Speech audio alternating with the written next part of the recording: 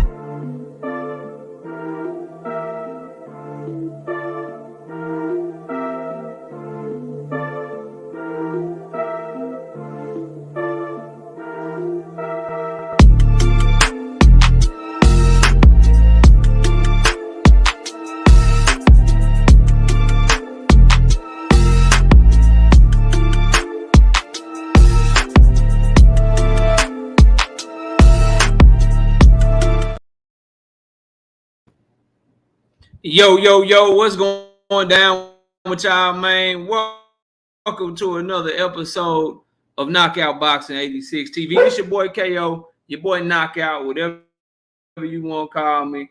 We in the building, bro. We are ready to get the show started. Shout out to my homie Emmanuel Carter in the building early.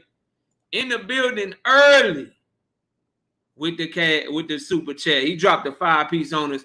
He didn't even want to say nothing. He just wanted to show some love, man. So I appreciate you, Emmanuel Carter, man, being a super sponsor to the channel. Always rocking with us, man. Thank you so much. Before I get started, I just want to, you know what I'm saying? I want to do something real quick. Set the mood, you know what I'm saying? Set shit off right, you know what I mean? Let's set some shit off right real quick, you know what I mean?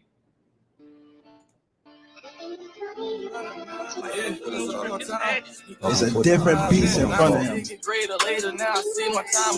politicking with the jeweler. I need all my diamonds clear. And this is straight up off my head. Myself the only thing I fear. And it feel like we just was kids. Now all my niggas doing big. And I done did this shit with cash. It ain't about who get rich the fast. And I know niggas heard I passed. I pay my block, my top down. A lot built up. And I'm gonna take it out on him. Down to the pain, but they really want to be us. So when the shots in the truck time. I do this shit for the fellas. You don't know me, why you jealous? I'm gonna let it get into the life of me. No action. I be tripping in the ladies. I'm the richest, I'm the greatest. Politicking in the basement. Gotta keep these secrets safe. I run with killers, dealers, takers. From Belmont on wood to fake. Pray for these moments. I was patient. We get down and we get paper. And I got way more to talk about. No bragging about. I see what the top about. We call this house the chopper. Right now ain't cooler down. There's no way that I'm losing now. I felt my vibe, I'm grooving. Nobody that's walking with him, holding him hand in hand, is not going to be able to save him June the 15th. There's no way you can use me now. Thought you was here to hold me down. 3 years straight rockin' rollies now. This money make the world go. And it's really funny. Pull up back. Ain't no I got love for all my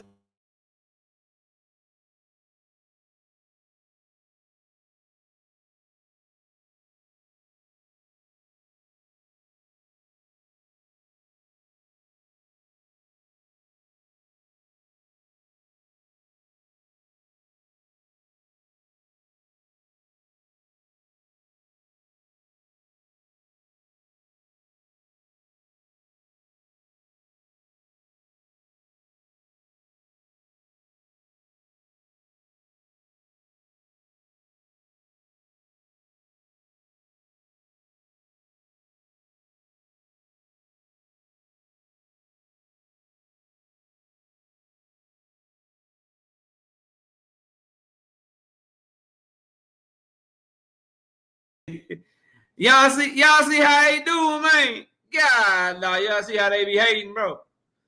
Salute to everybody in the building, man. Let me see who we got in here real quick, bro. Salute to y'all. Shout out again, Emmanuel Carter in the building with the super chat, man. They've been tripping with my microphone. I don't know what's going on. I got to call StreamYard. So we're doing the live a little different today, man. Let me get this mouse fixed. Put it where I don't need it. All right, bro. So we got to do the live like this, man. Got a different camera, working with a different microphone. We just going to get to it like this, bro.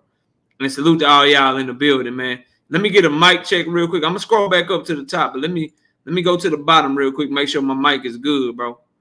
Mic check, mic check. Y'all let me know if the mic is good, bro. Y'all let me know if my mic is good real quick. Set the tone. What up? Let me get a mic check going, bro. Because it say I'm good. Everybody say I'm good. You need that Google fiber. Man, I got all the fiber and shit. All right, let me scroll back up. Let me see who we got in the building. Let's get to the action, bro. 78 people in here early. Be sure to hit my like button when y'all pull up on me. You know what I'm talking about? Shout out to Damon Wester coming through, man, showing love. Salute, homie. We got brother Huey Q in the building. We got Victor in the building. What's up with it, Victor? We got Big Supreme. We got Dangerous Desires Bullies. What's up? Emmanuel Carter. Slogan 1, what's good with you, Slogan? AD Solo in the building. Shout out my homie Emmanuel Carter again. Jado, what up? Boxing and barbecue. What's up, man? Salute. Marquis, what's good with it, Marquis? Salute to you. Pearl Infinity. What's up, Pearl? We got Creole the Traveler. Windy City Assassin. What's up, homie? Cash Crypto. What's up? My boy, Mr. Boxing Fanatics in the building. What's happening with you? Eve Leo 23. What's up? Truth. What's happening with you, Truth? Salute. Billy Wright, Savage Killer Queen, Big Block, Savage Question Everything TV. Oak Cliff Sensei, Savage Bo, what up? Av Boy JR 83, what's happening, man? LaRon Jones in this thing, man. Million Films, Andre Noble, 03 Trello, what's happening, man? Ronnie Bravo, the president of the membership committee. Dundrick them, what up? Zoomverse, what's up, homie? Y'all go check out my homie Zoomverse for all your gaming needs, damn it. God's self, what's up? My homie Just Do Boxing in the building. What's up, Just? What's good with it, Just? Salute, bro. Salute to my homie Just Do. What's happening with you? We got Melvin Near Podcast, Hardcore Casual. What's up? Zach, what's happening? Zach Tate Evans. I think, the homie GD pulled up on us. What's up? Set the tone. What's up? Set the tone. Okay, it jumped on me, but I can pull it back. Where'd he go? Okay, there we go. Set the tone. GD, what up? Not me, what's up? KOPBC, low-key paying you to promote Tank. They should. They are dropping the ball. What you mean? $18 million live gate, bro. $18 million live gate right now. I already sold 16,800 tickets, bro. And that was 2 weeks ago. So you know they done sold more. They about to put 18,000 in the MGM arena, bro. What you talking about? And the gloves office coming this week. There's $18 million in revenue before they even sell a single pay-per-view. Come on now. Come on now. That card, his card already profitable, and they ain't even sold a pay-per-view yet. That $18 million pays everybody purses on that card. And then some with millions left over, bro. They doing a good job. You won't be able to find another card that's that profitable right now. Creole the Traveler, what's up? Real Baby J, but I do feel you. Premier Boxing Champion's been posting shit, though. You got to go follow them on social media. They've been promoting the shit out this fight, bro. D-Free, what's up? Mike Mazik, what's happening with you? Cash Definition Films, what's up? Grind Hard, what's up, bro? Rodzilla, what's happening, man? My homie Just Do is back here saying, cook. Yeah, bro, we going to cook. Shawnee Bo, what up? King D, what's happening, King D? Salute. Kui, I see you in the building. Joseph, what's up, homie? Salute to all y'all. Look, man, donate to the channel. Hit the cash out.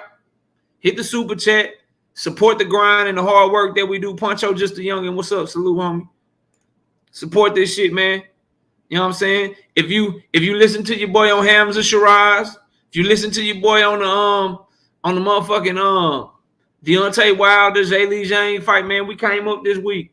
Made a lot of money off them fights. So join the channel as a member. Them predictions worth it. I ain't saying I'm the best content creator in the world, but what I am saying on these boxing streets, tell me somebody else who asked you to join their channel and they actually give you content every week. So join the channel as a member, man. I make it worth it. Exclusive content every week, man. Exclusive content every single week. And support the channel in the Cash App and the Super Chat. I need y'all support to keep this channel running, man. Real talk. Shout out to Big Dog Willie coming through, gifting a membership to a lucky member. You know what I'm talking about? Let me see, go to my YouTube, see who got that bit. He gifted it to Question Everything TV. Enjoy that free membership, Question Everything TV. Real talk. Enjoy that shit. Anthony Chulo, what's up? Rock 813, what's good? All right, look, we got 130 people in the building early. Let's get a like check going, man. Where we at on the likes? Let's get a like check going, then we can get straight to this action. Shout out to my homie Joseph Jackson with the 3-piece in the Cash App. He say, ready for all the cap today, man. I don't know. You don't believe that, bro. You don't believe I lie. I think you solid enough to where if I was lying and capping all the time, you wouldn't be here, bro. You wouldn't be here. 71, we got to get to 100 so I can get to cooking. I got a lot on the docket for y'all, bro. I got a lot on the docket. As always, the smoke link is in the chat. For anybody that won't smoke with me, the link is in the chat. So y'all can get that anytime you want it. Anybody want to debate? But I gotta talk about Deontay Wilder today. We gotta talk about Anthony Joshua and Daniel Dubois. So some fun ass heavyweight topics for y'all. Beterbiev Bivol is done for October. We gotta talk about the light heavyweight division. Turkey Al-Sheikh is confirmed. He's trying to make Canelo versus Bud Crawford. We gotta talk about that. Shakur Stevenson had some interesting comments on Tank Davis that we gotta talk about. And then my main topic I want to talk about, it seems like Tank Davis got a lot of y'all motherfuckers that's hating on him, nervous. So I got a lot to get through. Got a lot of great topics for y'all, but I need y'all to do what's free. If you can't donate to the channel, if you can't hit the super chat, then y'all got to hit that like button. We got to run them likes up. We up to 86. LaRon said, soon we get 14 more, I'm ready to kick it. You know what I'm talking about? I'm ready to kick this box and talk to y'all. Bruce Gas, I see you. Salute. Specs, what's up, homie? Brian King, B. Falcone, what's up? Elijah, I see you. Planet 619 in the building. Cash Definition Films, I see y'all creeping through the back door. Creeping through the back door. My bro, Woke. What up, Woke? What's happening with you, homie? Y'all go check out Woke Sports Fan. He might be live after me. I don't know. I'll ask him, though. He probably going to hit the link, or at least he'll be here for the majority of the show. So we got Danetta 27 in the building. Joseph say, F that, KO. We need 130. He said, get them likes up, Chase Benjamin. What's up? What you say, GD? The closer we get to this fight, the more Tank haters coming out. They going to be mad as hell Sunday morning, June 16th. Look, I'll be live Sunday morning, 9 a.m. that day. Win, lose, or draw. I'm there. You know what I'm talking about? Shout out my homie, not me, man. 5-piece. No biscuit in the super chat. I do follow them. I follow all of them. No casual here. However, compare the promo of the 5v5 to Canelo Munguia or Tank versus Martin. No competition, fan. Well, a lot of that 5v5, think about it, bro. You can do that for a couple of reasons. Number one, Turkey is willing to do shit like that because he got a whole bunch of money to blow. He don't give a fuck about being profitable. So he gonna put all this money into marketing, all this money into promo and shit. When you got a product that sells itself, you know, maybe you can call it laziness, or maybe you can say Tank is spoiling them. But when you put tickets on sale, and as soon as you sell them, you put them on sale, you sell 16,800, and you look at what you sold them for, and you already know you got $18 million at the live gate already. Why would you waste money doing all that extra shit? Because it costs money to set up them one, and I would love them, bro, to set up them face-offs and shit, to set up the different interviews and shit, and a whole bunch of different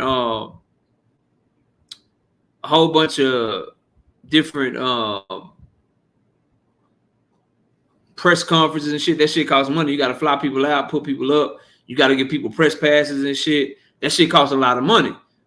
But if you already at $18 million at the live gate, you straight, bro. You good. Now, he don't care about no profit, Ronnie. He don't care about no profit over there in Saudi Arabia. Maybe he do with this Bud and Madrimov card, but he ain't caring about no profit over there in Saudi Arabia, bro. He wouldn't be paying a novice fighter, for instance, Ngannou, $30 to $50 million to fight Tyson Fury, and then when he loses to Tyson Fury, give him another $30 to $50 million to fight Anthony Joshua, bro. He don't care about no goddamn profit, bro. You know what I'm talking about? So it is what it is. Manuel Carter say, drop that Kenny content before the fight if you can. What Kenny content, bro? Texas 16 South, what's up, bro? Salute.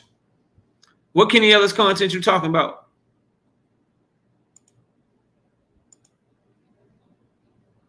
What Kenny Ellis content you talking about, Brody? Easy Clap say, finally caught the live. Glad you caught it, bro. All right, let's talk about this shit, man. We got to talk about the weekend real quick. Wilder, he's done enough, bro.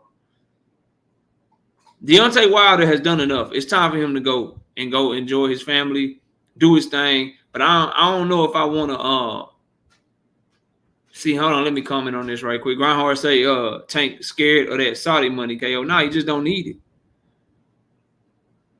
He just don't need it. Because it's one thing. So Turkey going to give you a payday. Turkey going to give you a great payday, Grindhard. A great fucking payday. He going to give you a great payday. The issue is you got to be willing to give away your leverage in order to do so. So you got to be willing to fight on his promotional outfit of choice. You got to be willing to go to his distributor, whoever he want to choose. And you got to be willing to just take that guaranteed money that they give you and just be like, yeah, I'm cool. There's a caveat to that bag. You give away your leverage.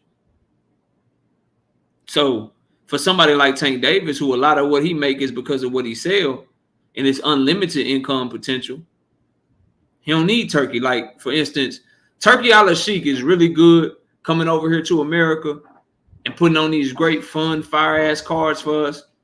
And he's good for fighters to get a bag that otherwise the business says that they don't deserve, right? So Beterbiev and Bivol have never, ever been ticket sellers, right? They don't sell out venues. They don't fight on pay-per-view. They don't have a huge following.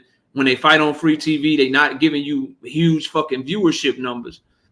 But somebody like Turkey Al-Sheikh can come in, make DAZN, who runs Bivol, make Top Rank, who runs Beterbiev, offers that they can't refuse to get the fight. And so now we get in the fight, but Beterbiev and Bivol are being overpaid for the fight. But based on their numbers, you know, it made no sense for Top Rank and DAZN to take the risk of putting them on pay-per-view. So what Turkey is good for, he's good for taking risk and putting together fights that we want to see that aren't really profitable events, bro.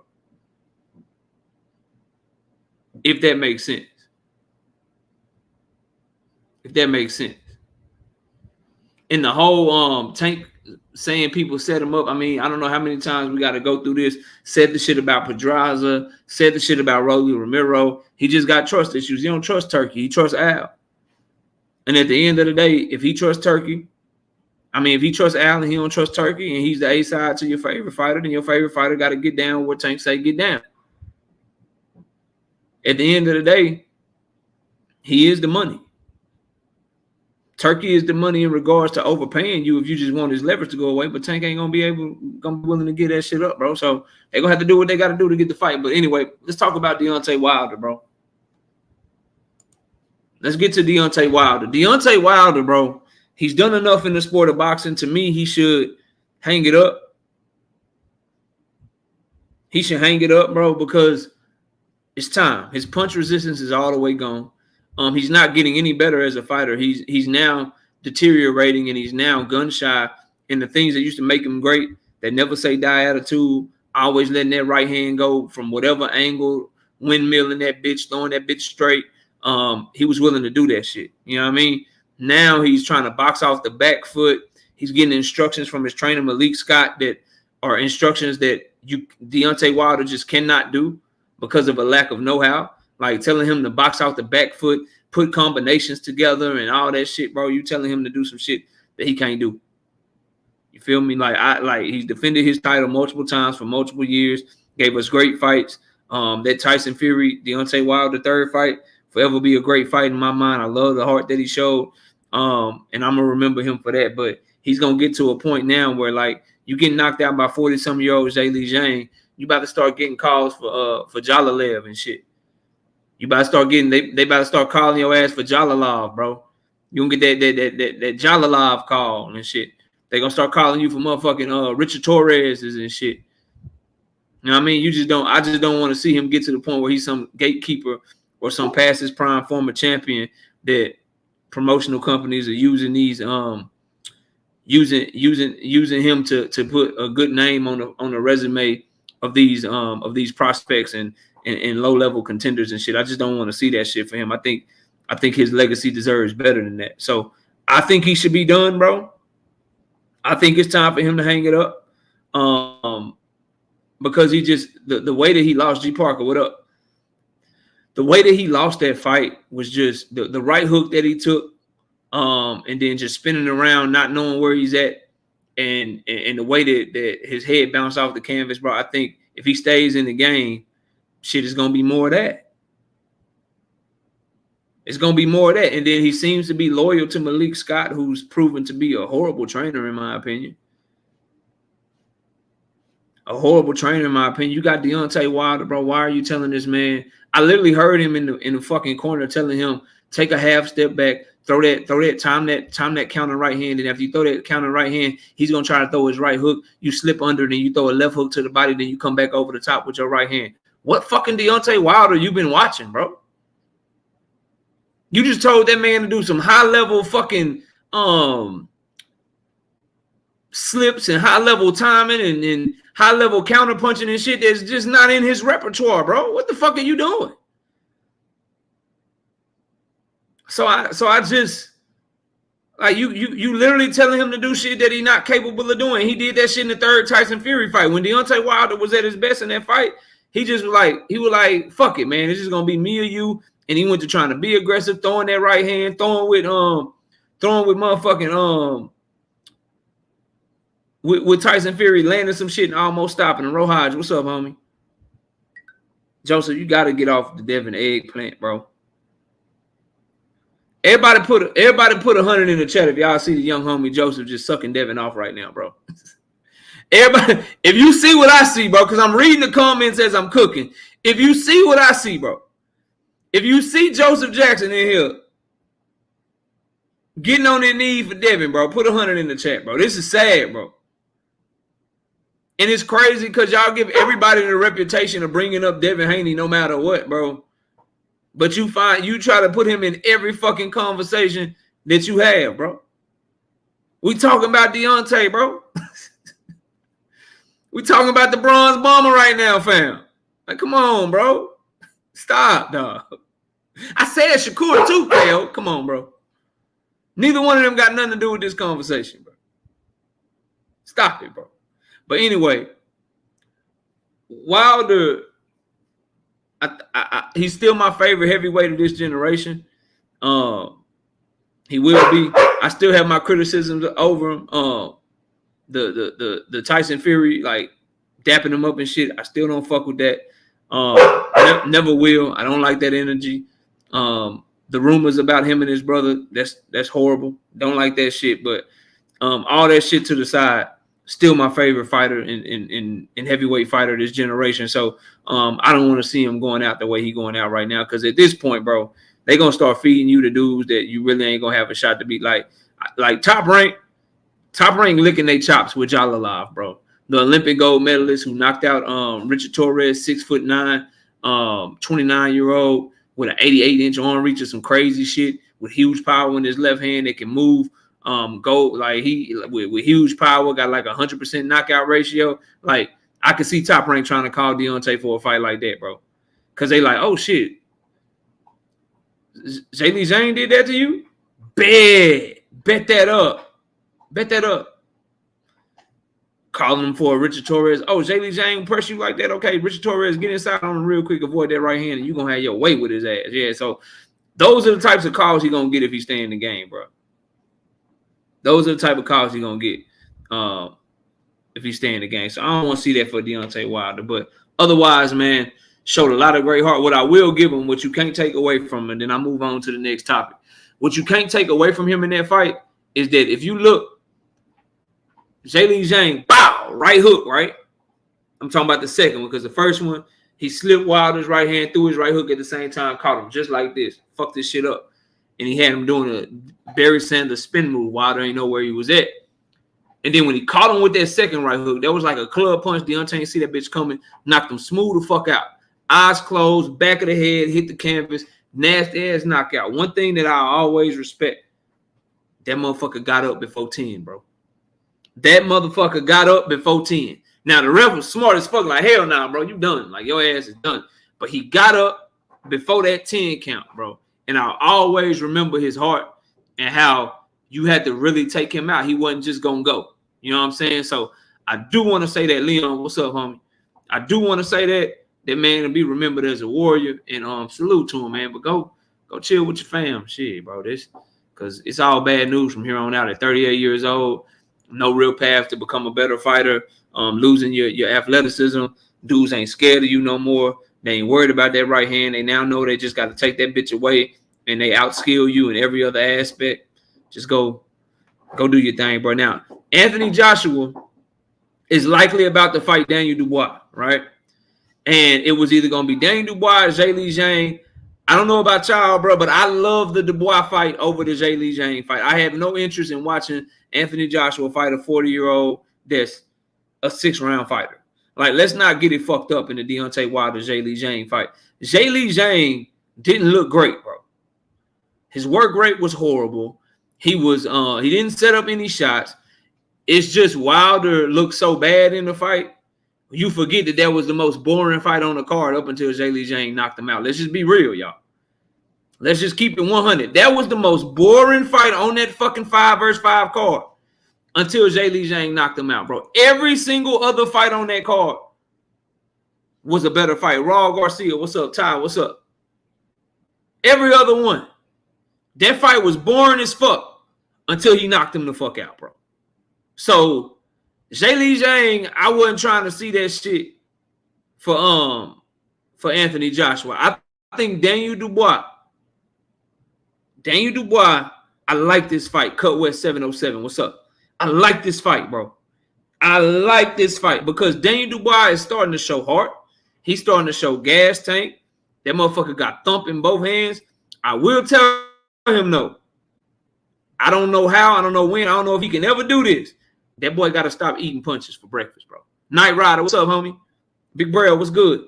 He got to stop eating punches for breakfast because what's lost in his performance against Filip Hrgović was tagging his ass with right hands.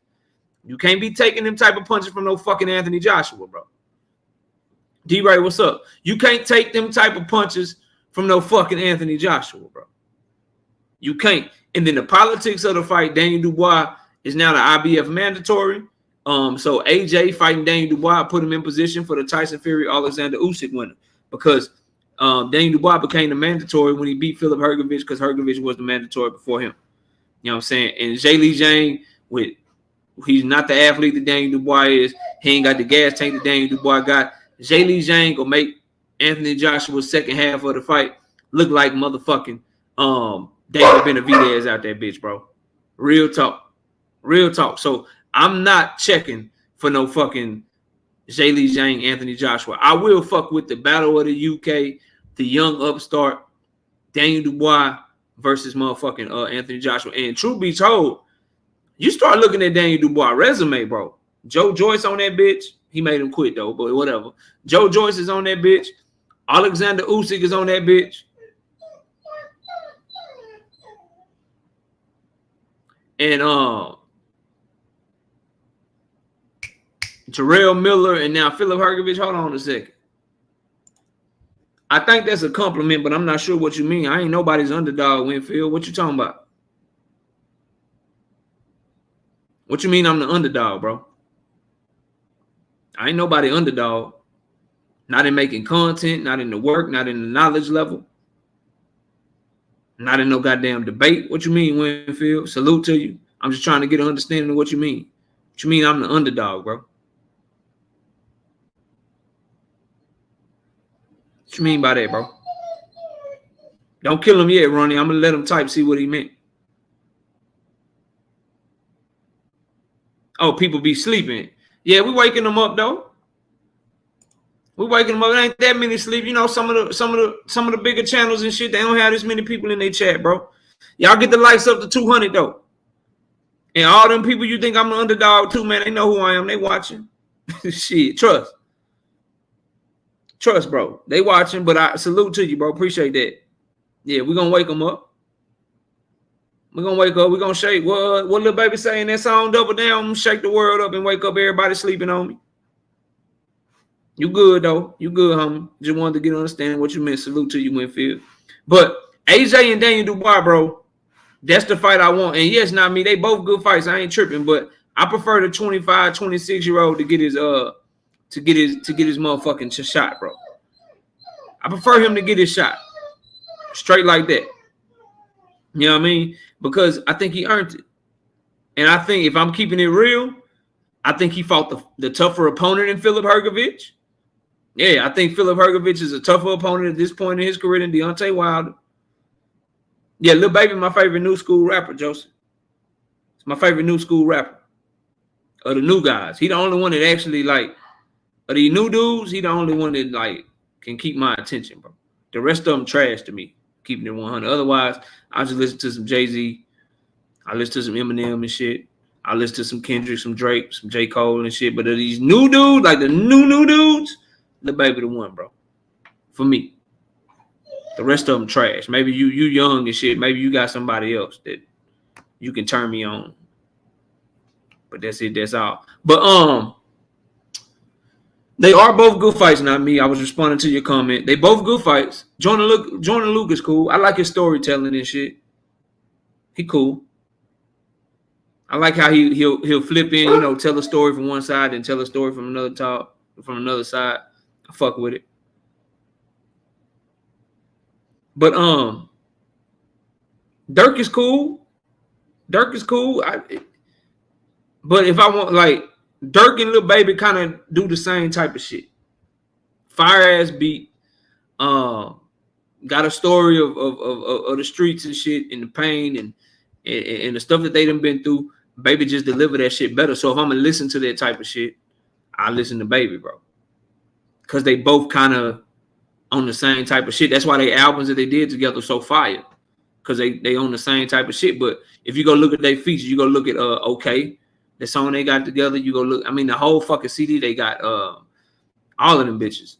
Baby's verse was always better. So it is what it is. But not me. Dubois deserved a shot because Filip Hrgović is a better opponent at this point in his career than Deontay Wilder, and I feel like Daniel Dubois put on a more impressive performance. So they was on the same card, him and Zhang. I much prefer what Daniel Dubois did and who he did it against than what No Fly Zone. What up? Than what Zhang did and who he did it against. Zhang fought the bigger name by far, but I think Filip Hrgović put up a better fight, was more active, made Daniel Dubois get through some adversity.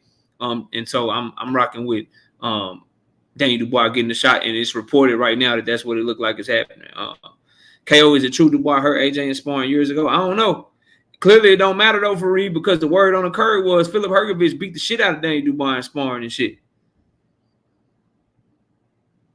Filip Hrgović told Daniel Dubois, I'm gonna do you just like I did you in sparring. I beat you up so much I sent you to the hospital. Daniel Dubois said, nah, I'm a different fighter now. So that shit don't matter. Akeem Ali, I'll check him out on my run tomorrow. I'll check him out on my run tomorrow, bro. So, yeah, bro. Dubois, I'm with it. You know what I'm saying? I'm with the Dubois shit. Let's talk about Beterbiev and Bivol. It's done for October, man. I'm glad we're getting this fight. I'm out on a limb here to some people. A lot of y'all like Dimitri Bivol. I just don't see it, bro. I just don't see it. I see a fighter with a good lead hand, good distance control, a good jab, no killer instinct, though. Jumps in with his shit. And I think Beterbiev is just way too much for him, bro. His only shot is if Beterbiev ain't himself, bro. If Beterbiev ain't himself, and he look old and he aged overnight and he ain't Wolverine and shit, bro, I don't think Bivol got nothing for him because Beterbiev can box with him. That's what a lot of y'all fail to realize, bro. Beterbiev can box with that man. And you got to understand the talent that it takes to have 100% KO ratio against the fighters that he's fought and how he's done it, bro. That boy, he doing special shit. Dimitri Bivol did some good shit, but Beterbiev ain't never looked how Dimitri Bivol looked against Craig Richards. He ain't never looked how Dimitri Bivol looked against Salomon and shit, bro. Like, it's just Beterbiev is a savage, bro. Somebody, when you stop everybody you ever been in the ring with, and you done went and got all these belts and shit, and then I see y'all common opponents, I see how Bivol look against them versus how you look against them. Bivol gonna have to show me something with Beterbiev, bro. He gonna have to show me something with Beterbiev, bro. I don't think so, Ronnie. You think Bivol is more overrated than Shakur or Devin? He actually did beat Canelo. Joseph, you don't get to pick no more. You gotta get a high profile fight, right, bro? You had Fury beating Usyk and shit. You gotta get one right, bro. You can't. You finna cook Beterbiev. Come on, bro. Yeah, Lucy, it's real. Turkey Ali Gashik announced it in the ring with Bivol after Bivol knocked out Muhammad Zanat. So I'm looking forward to this fight. I've been waiting on this fight like 6-7 years, bro. Like 6-7 years, bro. I've been waiting on this fucking fight. And I've always favored Beterbiev in it. And the more and more I watch them fight, I just don't see Beterbiev jab, highly underrated, phenomenal timing. He's a pressure fighter, and that motherfucker just got baseball bats in his fucking gloves, bro. He got baseball bats in his gloves, bro.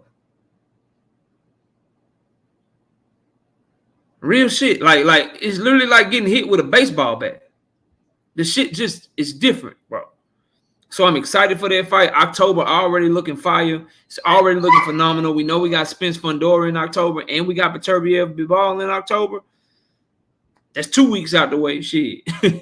That's 2 weeks out the way. October already fire, bro. Dr. Mark, what's up, homie? The OG Dr. Mark in the building. CJ Rich, what up? 93 Octane, what up? I agree with that 93 Octane. The injuries are increasing. But a fight like this, you think he'll be able to put it all together for one fight. And also, the people that he dropped are like huge power punches. But it ain't like he dropped and been hurting shit. He dropped and he get right back to it. He get dropped and get right back to it, bro. And proceed to beat motherfuckers up.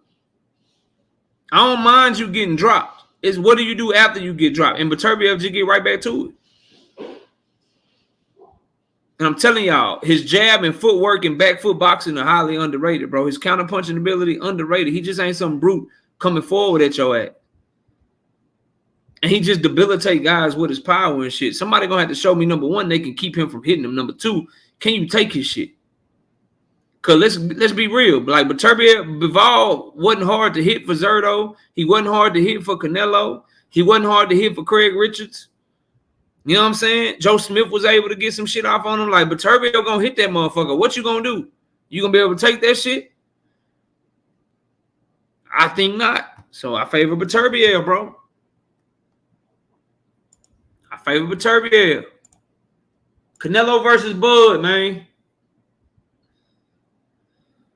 Turkey Ali Gashik is insistent upon. He is steadfast on this Terence Crawford, Canelo Alvarez fight. This is a pure 100% unadulterated duck move from Canelo Alvarez. And please smash the like button. Subscribe to the channel if you're new here. It's 220 people in the building. All y'all ain't subscribed. So subscribe up, sub up, man. And the smoke link is in the chat. I guess ain't nobody want smoke today. Y'all know what the fuck is up, man. Y'all know what we do. We body shit over here. But please donate to the channel, man. Hit our Cash App. Hit the super chat. We need your support to keep the channel growing, bro. J Bucks, what's up? Appreciate the compliment. Oz Boxing, I see you. But look, Canelo versus Bud, bro. It's a duck move from Canelo. Give a fuck what Ronnie Bravo talking about. I almost just deleted his fucking comment right now, bro. This is absolutely phenomenal for Bud Crawford and his fan base. Because all the motherfucker got to do is fight with heart. That's all he got to do. If he fight with heart, he can lose. He can beat Canelo. He can knock that motherfucker out. All motherfucker gonna say is, damn, he dared to be great. All right, bro, go back to 154 and run that fucking division. Can't nobody down there beat you. Can't nobody down there beat you. You good, bud. If Canelo beat Bud Crawford, you just beat a fucking welterweight, bro. That you pulled up 2 weight classes. That shit trash, bro. Level-headed, what up? That shit trash for Canelo, bro. I'll take whatever bet you want to take. I think Canelo gonna dog walk him. But it's a dangerous precedent, bro. Like, for me, y'all, motherfuckers call Tank Davis trash if he fight Monster anyway, bro. And I agree. We can't say weight classes are for a reason, then when it's our favorite fighter, like, oh no, weight class don't matter and shit. Okay, bro. Okay. What's gonna happen is Madrimov gonna put up a pretty good fight against Bud. Bud gonna probably end up watching him once he figure him out and shit. And then y'all gonna get to talking like, oh shit, you see what he did with Madrimov? Madrimov and Canelo. Madrimov really naturally bigger than Canelo. That same shit y'all saying about Charlo, bro. Charlo actually is bigger than Canelo. He's 5'10", 6 feet. 5'10", 6 feet. He's actually got longer reach. He's bigger than Canelo. Motherfucker got in that ring. Canelo made him look like a little boy. Made him look and feel like a little boy, bro. That man timing better than y'all think. His body work better than y'all think. His counter-punching ability better than y'all think. And if motherfucking Bud Crawford crack him, which is probably going to happen, and he don't feel it, which is going to happen too, because that motherfucker, bro, he took punches from Gennady Golovkin and just shook his head at him, bro. Niggas that crack way harder than Bud timed him perfectly, caught his ass, and he just kept coming at their ass, bro. Stop. This nigga finna just walk to Bud the whole fucking fight. And Bud is going to be just prideful enough, just real enough. He want to win bad enough. That motherfucker is going to just fight. He going to fight and get fucked up because he too small. When I like, how can we really just be like, yeah, I'm a diehard boxing fan. I'm cool with Canelo fighting Bud. For the Bud side of it, bro, no problem. That's really daring to be great. Like, it's no hate for Bud. If Bud go up there, bro, he letting his nuts hang. It's no problem for him. I got a problem with it from Canelo's perspective, bro. I got a problem from Canelo Alvarez's perspective, bro. Because you literally got Morrell that wants you. You got Beterbiev that wants you. Beterbiev wants you. Bivol wants you. Fuck no, not me. No, hell no, not me. No. And all he do, if you ran out of opponents, bro, do your thing. But he literally got other options for the same type of money. And you could say cherry pick gone wrong, but you clearly understand that it's gonna be a cherry pick in his mind. Here's why, bro. Here's why. He's willing to fight Bud Crawford for less money than he fight David Benavidez. Let that shit sink in, bro. Let that shit, like, really listen to what I'm saying, bro. Why this shit some fugazi, fraudulent ass, suck ass shit from Canelo, bro. He's willing to fight. And Billy want a shot. Yeah, he's willing to fight Bud Crawford for less money than what he would want to fight David Benavidez. That should tell you everything you need to know, bro. And you talking about a fighter who spent 5 of the last 6 years at 147 that will be going up 3 weight classes in 2 fights.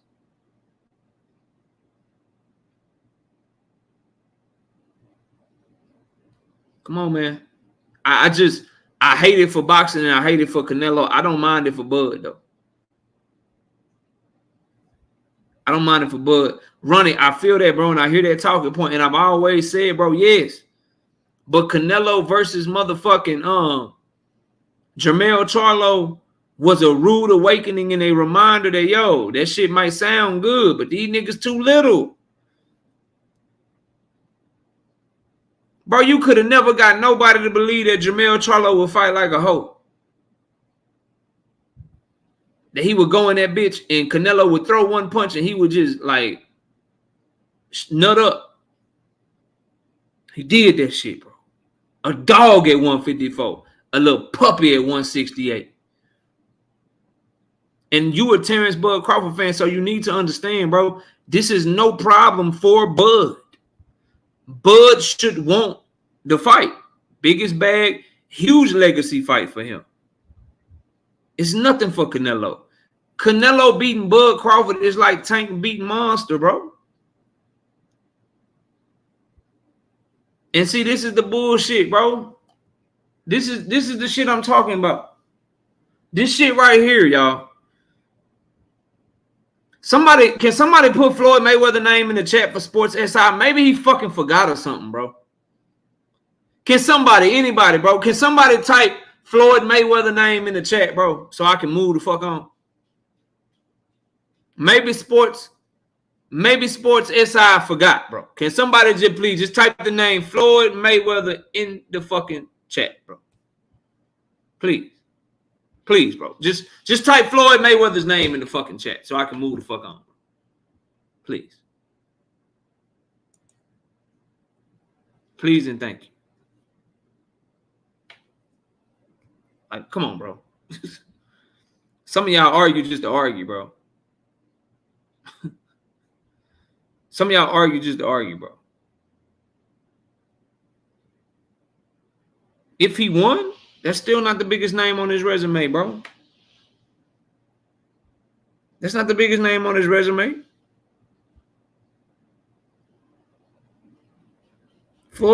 Terence Bud Crawford has one successful pay-per-view.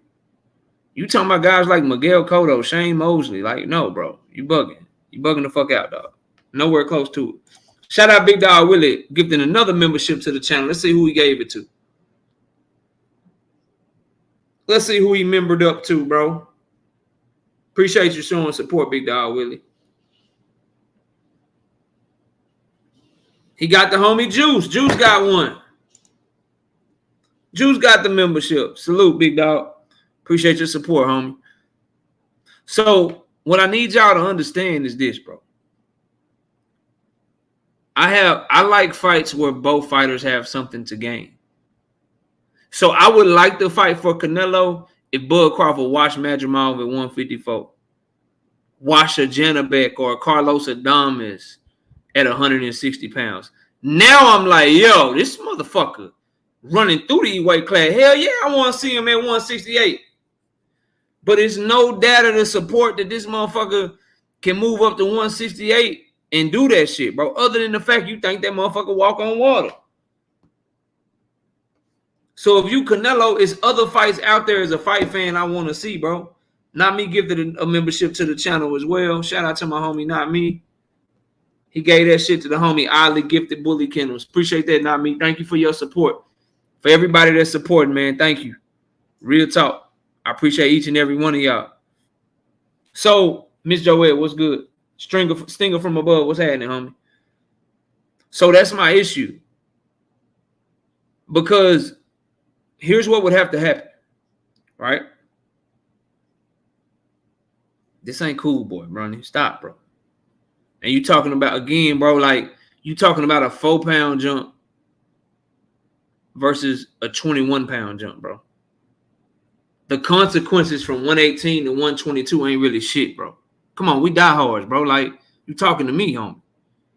Again, it's not like you discrediting Bud. Because if Bud did that to Canelo, it's way worse for Canelo than what Monster did to Fulton. At least, cool boy, it was only a 4-pound jump. If Canelo allowed Bud to do that to him, that's way worse. That's a 21-pound jump in 2 fights. That's some shit Terry Harper did, bro. That's some shit Terry Harper did, bro. So you know, I don't mind the fight for Bud. I hate it for Canelo, though. As a fight fan, I want to see him get wrecked with people that he's supposed to be fighting. And Bud Crawford is his way of cherry picking. Now, to your point, maybe you think it's a cherry pick gone wrong, homie. Maybe that's what you believe in your heart. You rocking with Bud till the wheels fall off. A lot of Bud fans that way, very passionate. Like Devin Haney fans, y'all passionate for your guy. You think he can whoop everybody? Do your thing. I'm the same way with Tank, bro. So I ain't got no problem with that, bro. No problem with it at all with you feeling that way. But as a fight fan who don't really give a fuck about Canelo or Bud, right? I'm fans of neither. So I'm coming to it from a perspective of this motherfucker supposed to be fighting David Benavidez. He supposed to be fighting motherfucking David Morrell or somebody. He supposed to be fighting Beterbiev and Bivol or some shit. Not trying to fight Badu Jack 10 to 20 pounds below the cruiserweight limit and making them put a rehydration clause on that bitch so you can say you a 5-division champion. Not pulling up Jermell Charlo 2 weight divisions. Not pulling up Triple G at 40 years old, a whole weight division he never fought at. Not trying to pull up Jamal Charlo to 168 in a division that he never fought at. And not trying to pull up motherfucking Terence Crawford 2-3 divisions at a weight class he never fought at. That's why I hate this shit for Canelo. But for Bud, he got nothing to lose. And maybe that make him more dangerous, bro. Because in my eyes, I'm telling you, and I ain't no Bud fan, all the motherfucker got to do is show heart. And I have no criticism for him the next day. That motherfucker getting that bitch fight like a fucking warrior. Shit. I ain't got nothing negative to say. Because that's a tough-ass task. For Canelo, it's like, okay, yeah, bro, you beat up a welterweight. Cool. Or it's ha, nigga, you lost to a little bitty nigga. He beat your ass. You trash. It's a no-win situation for him. From me. Freedom's March with the 5-piece in the Super Chat. He said, yo, let's play some Tetris in this chat. Show some support. Salute to you, KO. Yeah, that's right, bro. Show some support. Shout out to the homie DJ7 for life, gifting the membership to the channel. He gave it to the homie Beezy. Beezy, what up? I'm about to be talking about Shakur in a minute. He waiting. He like, yeah, I ain't saying shit. I ain't saying shit, KO. I'm laying low on your ass. I'm laying low on your ass. Beezy had a feeling. He like, yeah, the nigga gonna be talking about Shakur today. I know it. I watched that interview too, KO. I'm ready. Yeah, I seen the interview on Mill City, KO. I'm ready for your ass. Yeah, Newark in this bitch. You know what I'm saying? What's up? He ready, bro. He ready, dog. Shout out to DJ7 for life, man. Gifting the homie Beezy. All right, link in the chat too for smoke, but I don't know why people so scared, bro. Shout out Matty OL, 10-piece. No biscuit in the super chat. He ain't say no, he just showing support. Appreciate you, Matty. Hey, that's a new one. That might be the new one right there. That's the new one. That's the new one. That's a good one, Big Supreme. They had, hey, I think my chat be coming up with some fire-ass nicknames. It was in this chat somebody came up with Shacordial. Now they call that boy Shassociate. Hey, Shakur got more fake brothers in boxing than anybody in boxing history. Real talk. Real talk. He got more brothers in boxing. He got more fake brothers in boxing than anybody in boxing history, bro. Abdullah Mason is his little brother. Keyshawn Davis is his brother. Cool. Y'all motherfuckers need to fight in different weight classes, bro. Y'all need to fight in different weight classes. Pray for Creasy. What's up, homie? What's up with it, bro? They say run the lights up. Where we at? DJ7 for life. How many lights we got, bro? Where we at on the lights?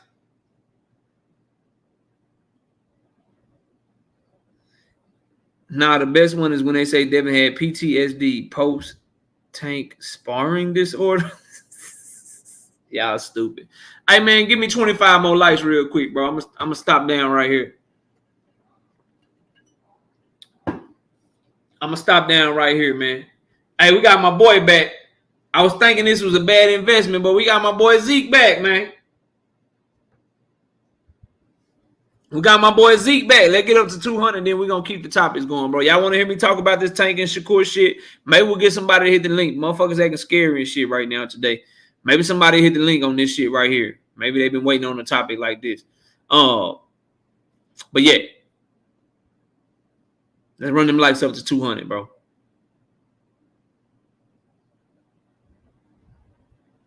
When we get to 200, I'm ready. I'm ready with, you know what I'm saying? I'm ready to cook on this shit. What you say? Take 16. Say who? What you say, bro? Who is that who passed on vacation, KO? I don't know, bro. I don't know.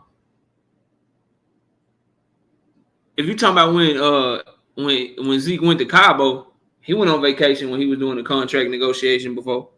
We at 187, smash the like. Braveheart Spartan say, what smoke you looking for? Shit, whatever. Whatever. Anybody disagree on what I'm saying? I've been talking for what? What we've been up here? About an hour now. So I'm about to cook on Tank and Shakur. If you disagree, man, you can hit that link, bro. Salute to the homie Braveheart Spartan. It's smoke only right now. We open up the panel for everybody later on in the show. But right now, you can only hit that link if you want to debate me. Teach, what's up, homie? Salute to the homie Teach in the building. What you say?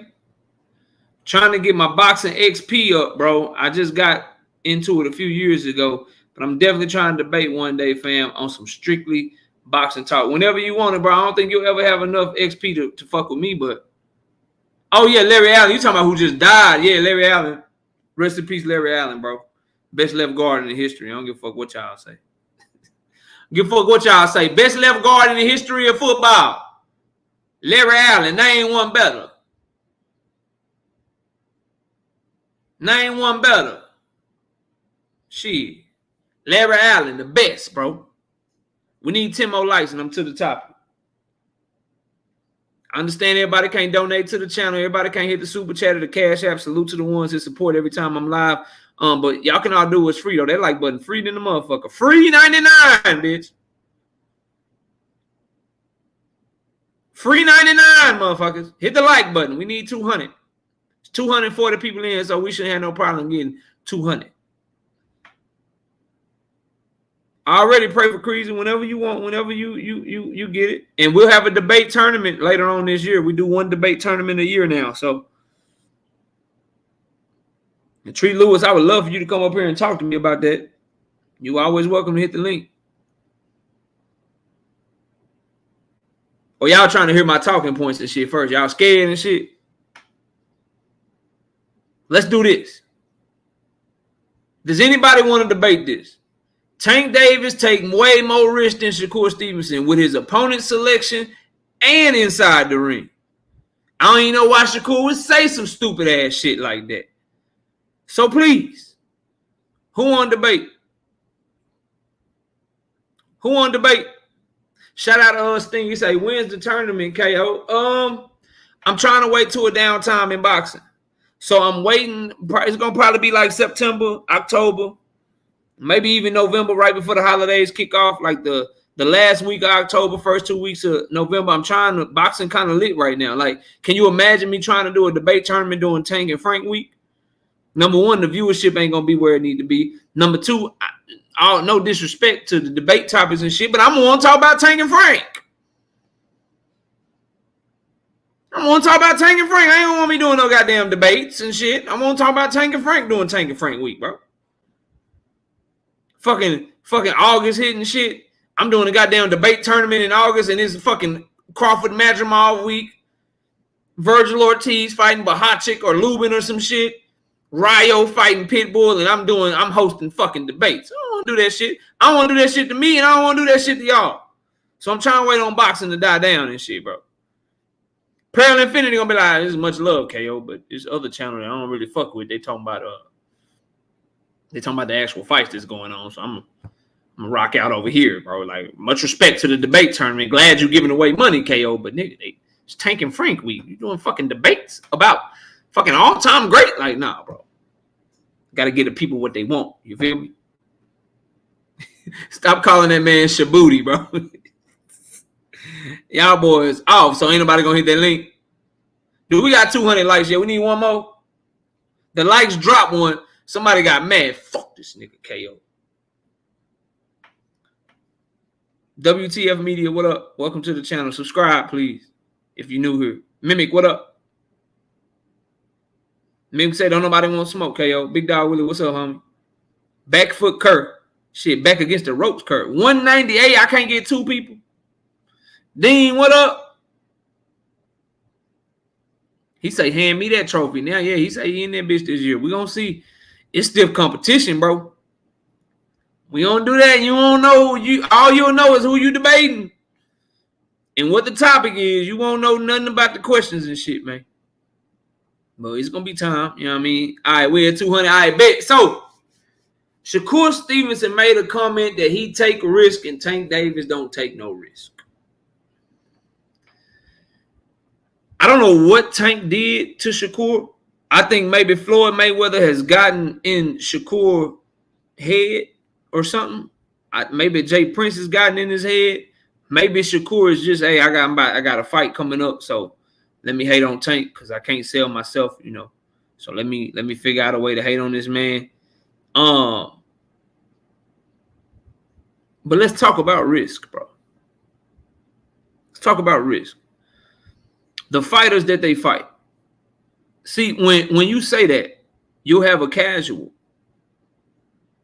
or someone pretending to be a casual, like the homie Truth in the chat says, Kerr did unify. People, that works on the surface for like people that aren't diehard boxing fans. Can't guard Juice says Shakur want to fight. What's wrong with that, KO? Nothing if he really want it. Nothing if he really want it. You can say that shit. Show me. Show me. He sounds good. Sounds good, right? Show me you want to fight. Braveheart says, as soon as I find a flaw, I'm on it. I'm strategic. I got you. Hey, man. Let me know when you find that flaw you're looking for, bro. So, unifying. Is unifying a risk in boxing? Depends on who you fight. So, for instance, all right, let's break down your logic. Shakur Stevenson took the risk of unifying against Oscar Valdez. Tank Davis fought Ryan Garcia in a non-title fight. Who's the more risky opponent, Ryan Garcia or Oscar Valdez? I'd argue Ryan Garcia, bigger, stronger, faster hands, punches harder. And Tank Davis was at a size disadvantage. Ryan Garcia is 5'10", he's 5'5". Shakur Stevenson was bigger than Oscar Valdez. So when you say risk, I determine risk, your risk of losing. When we're talking about opponents, like the riskiest fights of Shakur Stevenson's career, what? Edwin De Los Santos? Oscar Valdez? Who else was a risky fight for him? You can't say Jamel Herring. He already knew Jamel Herring was trash compared to him. Not a trash fighter in general, Jamel Herring, but Jamel Herring and Shakur Stevenson sparred on numerous occasions. You don't think he knew Jamel had nothing for him? They sparred on numerous occasions. Jamel Herring was trained by Bomac. He was trained by Bomac, bro. Shakur Stevenson was always in Terence Crawford's gym. He sparred Jamel Herring on numerous occasions. He knew that Jamel had nothing for him. Was that a risky fight just because it was the title on the line for Shakur? Was that risky? Is Jamel Herring a more risky opponent than Mario Barrios?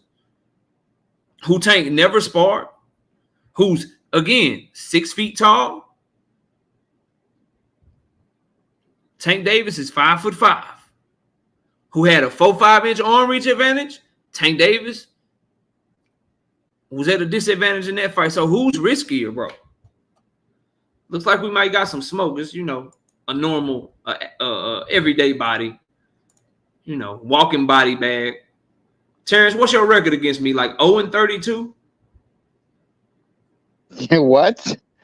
I mean, I don't know. What's your record? What's your record against me, dog? You like 0-32 or some shit, bro? I have no idea what you mean by that, but nah, I don't think so. I just got a couple things to say here. Talk to me, bro. So let's talk about. I know you're trying to start on Shakur first, but let's look at Tank. Let's start with Tank. I like to start with Tank. Okay, so out of those folks that he fought, what fighter was anywhere near 50-50? I mean, let's just start with that. What fighter was it? None. Okay, all right. Hold on. None. Let me complete the answer. None, because Tank is such a special fighter. But the same thing for Shakur Stevenson. Shakur Stevenson hasn't had a 50-50 fight where you go into the fight thinking it's a 50-50 fight. So that's true for both of them. The question that we're attempting to answer and address what Shakur Stevenson said, he said he's taken more risk than Gervonta Tank Davis. Risk meaning he's fought better opponents. Risk meaning in the ring he takes more risk. Like, that's just not true. So let's be clear. Both of these fighters are talented enough, and I'll give it back to you, Terence. Both of these fighters are so talented to where neither one of them, in my humble opinion, have had a fight where we go into it like, yo, this fight 50-50, it's a toss-up. Not either one of them, bro. So we can't use that against Tank because it's also true for Shakur Stevenson. So let's dead that. Let's kill that shit. What else you got? Okay. So we admit that he hasn't had anywhere near a 50-50 fight. So they both don't have that. Let's talk about the risk. Hold on, bro, because you're not gonna take. I know that was slick, but this is me you talking to. We're not gonna take that and act like that's a W for you. So since you want to do, you admitted this. Let's stay where we at. What's also true is that Shakur Stevenson hasn't had a 50-50 fight either, where you thought it was 50-50, correct? Correct. All right. So when I said that, now let's move on. We both 50-50. Okay, so let me get where he's taking more risk. With Mario Barrios, what did Tank do to make sure that he had an advantage? He drained him, right? What did he do when he fought Garcia? Mario Barrios was not drained. He wasn't drained. He wasn't drained. So there was no limit on the weight where he couldn't rehydrate. If that's what you're saying. There was a rehydration clause, but a rehydration clause doesn't mean you're drained. Oh, I'm just saying. So I'm getting to the point where we're talking about risk. So by having that rehydration clause, you kind of limit your risk, right? Would you say that? No, because Mario Barrios was still himself in the ring. Mario Barrios was still very dangerous. He still had a great jab, had great energy. Tank had to beat him up and beat him down to stop him. He's still 6 feet. He's still 6 feet tall. He still had a 5 or 6 inch arm reach advantage. There's not a single way that he fought. There's not a single way that he conducted himself in the ring to where you would believe that he was weight drained, bro. That's not the point. That's not the point, Knockout. I'm saying we're talking about risk. Is he lessening his risk by having that clause in there? Yes or no? No. If he's not doing that to lessen his risk. No, he's doing that. He said it to make him fight on the even playing field. He's answered this question himself. Right? He's told you like if you fight in my weight class, then bro, we make weight and get it popping. But if you want me to come up, I'm gonna make sure I'm not stupid. You're not gonna come in 180. You're not gonna come in 180 and I'm coming in 150. I'm gonna temper that off. You still gonna outweigh me. So you still gonna outweigh me the night of the fight because you're bigger than me. You still gonna have a height advantage over me. You still gonna have a reach advantage over me. So no, his risk ain't mitigated. Now, when has Shakur fought somebody that's way more than him, had a height advantage over him, and had a reach advantage over him? What's the name of that opponent that Shakur Stevenson fought? Didn't Nakatili have all of that? Okay, so Nakatila, how did he fight in that fight? He won, bro. He didn't try to. He won. Did he take risks to fight to win the fight, or did he fight cautiously? That's he always gonna fight cautiously. That's how he fight. Because he don't have. But see, this is the unfair part about that.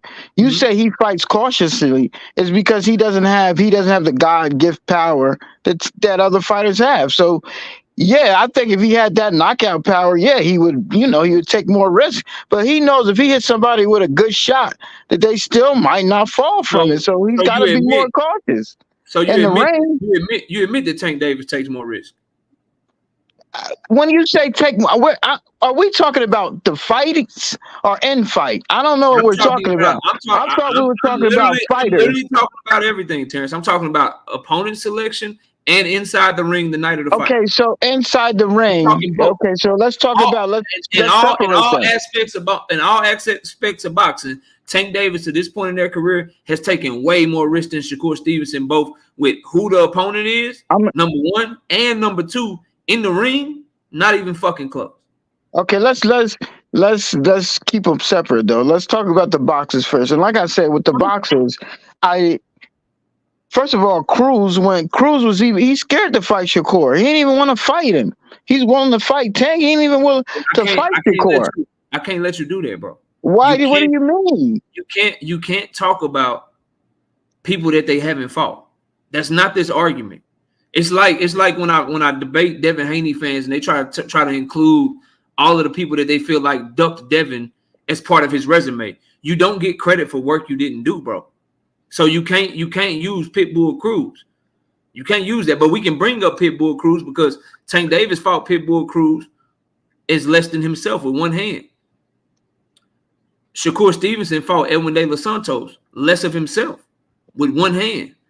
Who took more risk when they were hampered, when they weren't 100%? Did Tank Davis take more risk against Pitbull, or did Shakur Stevenson take more risk against Edwin?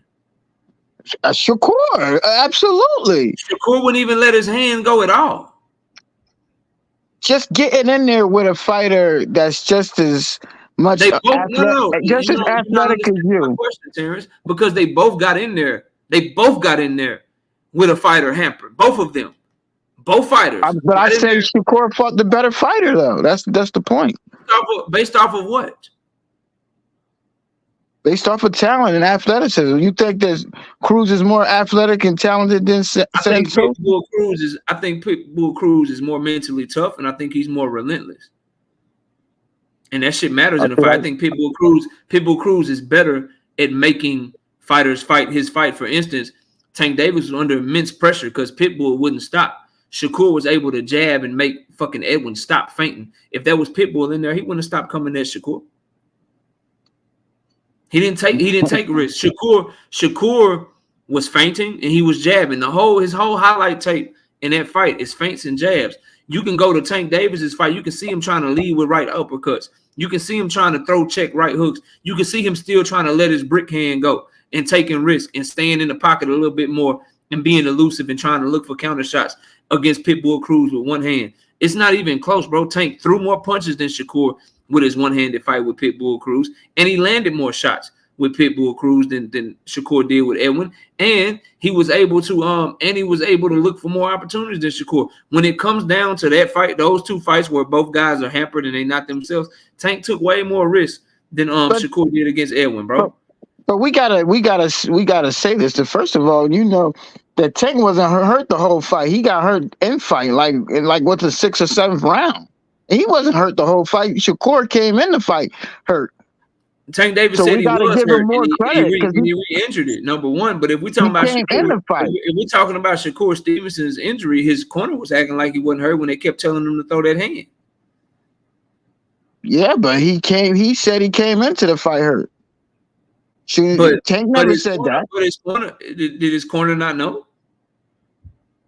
I don't know if they knew, and maybe he was keeping it from everybody, but he didn't want them to cancel the fight. You don't give him credit for that? More credit going against Santos. At least Tank went into Isaac full strength. He went into the fight full strength. No, I don't. But Tank hurt his shit like early in the fight, like 5th or 6th round. I see Beezy in the chat. That's cap, Beezy. It was the 5th or 6th round. When he shook his hand, he tried to throw an uppercut. It hit Pitbull Cruz right on his fucking forehead, and he shook his fucking hand. And that's when you knew the shit was hurt, and he kept throwing it anyway. He took a risk with his health because he was still willing to throw his brick hand while it was hurt. Shakur wouldn't throw his shit. But my thing is, when Shakur fought Santos and Valdez, He wasn't ducking these guys. Like, I mean, shit. Anybody that wanted to fight Shakur, who did he duck? He didn't duck anybody. Again, bro, the conversation is not about ducking. Shout out to my homie Toon, bro, with the 5-piece in the super chat. He say just coming in sliding. Who hating on Tank tonight? No hate, just some friendly difference of opinions and shit. But I'm not. The argument is not Shakur ducking, bro. I'm not calling that man a duck. I took up for Shakur with the Devin Haney, Shakur Stevenson 75-25 shit. I'm on Shakur's side of that argument. What I'm telling you is that Shakur Stevenson's take and his opinion that he takes more risk than Tank, bro, it's nowhere close. There's no one. Number one, you can probably name one fight where he had an arm reach disadvantage and a height disadvantage, and that was maybe the sushi fight, bro. That's it. Other than that, he the bigger man the night of the fight. He's the longer man the night of the fight. And his riskiest fights like a fucking like an Oscar Valdez. I take your Oscar Valdez and I raise you Ryan Garcia. And in his fight where the guy did have an arm reach advantage, you know what I'm saying? I take your fucking sushi roll and I raise you motherfucking fucking Mario Barrios, bro. And then you got to start talking about names like Leo Santa Cruz, Jose Pedraza and shit. It's not a real conversation. So not only the resume shit and who they actually fought and the risk they bring to the table, Shakur ain't never fought nobody as explosive and fast and powerful as Ryan Garcia, bro. That fight there alone is a wash. Like Jamel Herring's no risk, bro. And Jamel Herring is like his second or third best win. That was no risk for Shakur. He knew that nigga was trash compared to him. But see, y'all put sauce on it because it's a unification fight, bro. But my thing is when he knew that fucking Joey Gonzalez was food. He was dating his sister at the time. He knew Joey couldn't fuck with him, bro. Listen, this is what Shakur means when he says that, and I'm just be frank. What he's saying, look, I'll fight anybody. Anybody that wants to fight me, I'll fight him. When he's saying like back in the day when what's the boy, the Lomachenko, when he says, "Oh, you trying to set me up?" Stuff like that. It's like when they asked him on $1 million but that's not true, bro. That's not what he's saying. That's not true because he said he won't fight Edwin again right now. That Edwin don't bring nothing to the table. But he told me to my face he wanted that rematch. Okay, I understand. So look at the contradiction in this. Look at the contradiction in this. Edwin don't bring nothing to the table to you, but what the fuck he bring for Tank though? You want Tank to fight him. Think about that shit. How the fuck Edwin don't bring nothing for Shakur, but he brings something for Tank? How about Lomachenko though? That would have brought him something. Why he ain't fight him? Facts. And I think that's what Shakur talking about. Like when these big, why not just say, okay, even if Tank, I know every time you keep saying with regards to Haney that it was never a chance, it never could happen. Why didn't he say, okay, listen, you want to fight me? When you're done and you're not fighting anybody, I'm gonna send you a contract. You don't sign it, don't say nothing to me. It ain't just about fighting somebody. Tank literally told you, yeah, man, Shakur could be next, but he can't be next because of who he fucking with. But so that sounds like duck talk. That's what he talking about. Stuff like that just sound like duck talk. You want me and my team to share money with you when you don't bring. I'm on pay-per-view without you. I'm buzzing without you. I'm just telling you, that's what people look at. Duck talk. Me and Frank Martin doing an $18 million live gate, bro. You need me, dog. So why are you acting like you ain't got to come over here? But that was never the case, Naya. When was that the case back in the day when everybody had to say you got to bring something to the table? I'm making more money. Who would Leonard ever have fought if that was if he's always going? They knew they placed with Oscar. They knew they placed with Floyd. They knew they placed with Manny. For some reason, I'm talking about when Leonard and Duran and all of them fought. What if they all said that? That don't make sense. Like that's duck talk because nobody did that. Nobody did that. And those guys, okay, you keep saying De La Hoya. De La Hoya fought everybody. Ray Leonard was the man, and they capitulated to him. Because they wanted to fight. They understood what it brought to the table. Marvin Hagler capitulated to motherfucking Ray Leonard, bro. What are we talking about? Ray Leonard was the man back then. He was the A-side over them, and then nobody have shit to say about it. They just got down because they wanted smoke. But what I'm telling you is this, bro. You're trying to change the conversation, so let's get back right. I'm not. The risk that Tank Davis have taken. He's fought more dangerous fighters. He's fought more skilled fighters. And when they get in the ring, which is a sign of real risk, when it's all on the line, that nigga has showed you that he's willing to really go in there and do what it takes to win. Like he willing to go in there and really like put himself in harm's way. Shakur not like that, bro. He ain't taking risks like that. Okay. See, now we're getting into the inboxing.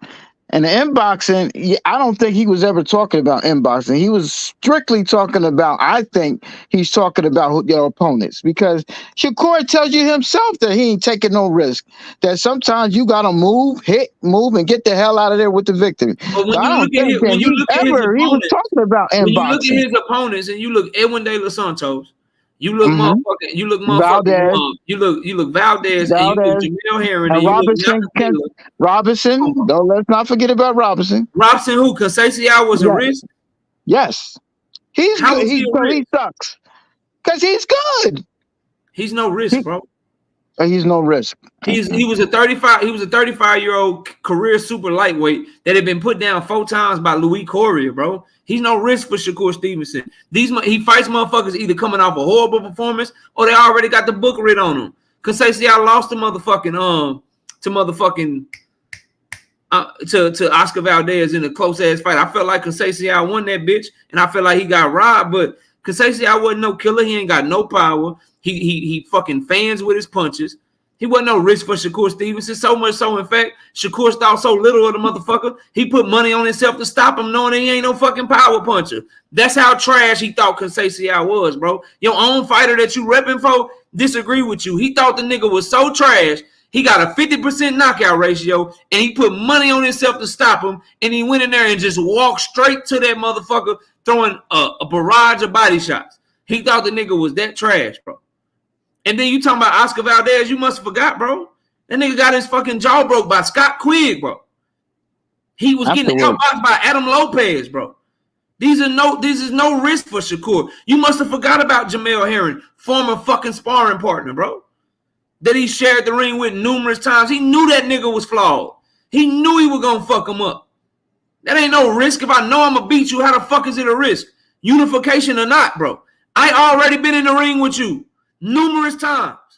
I know you can't fuck with me. Okay. All right. Well, it's like I'm Shakur and you Jamel, bro. Like I've shared the debate arena with you multiple times, bro. I knew when you hit the link, this debate was no risk for me. That's what this is, bro. What the people he picking. And then when he does take a risk, when it is a Nakathila, when it is a motherfucking Edwin De Los Santos, he fights cautious as fuck. He gets in the ring and he runs around that bitch, scared of the power that's coming back to him.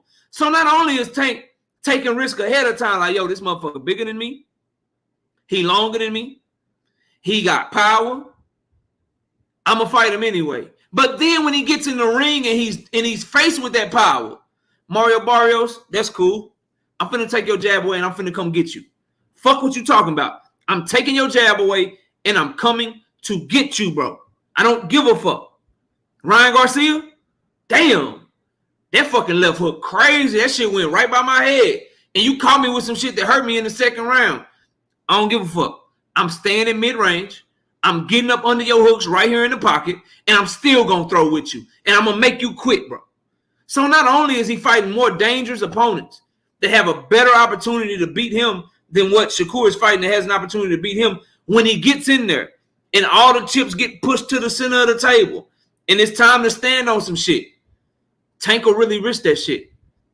Tank will really go get he got knockout power. Come on, now he has knockout power. Shakur don't.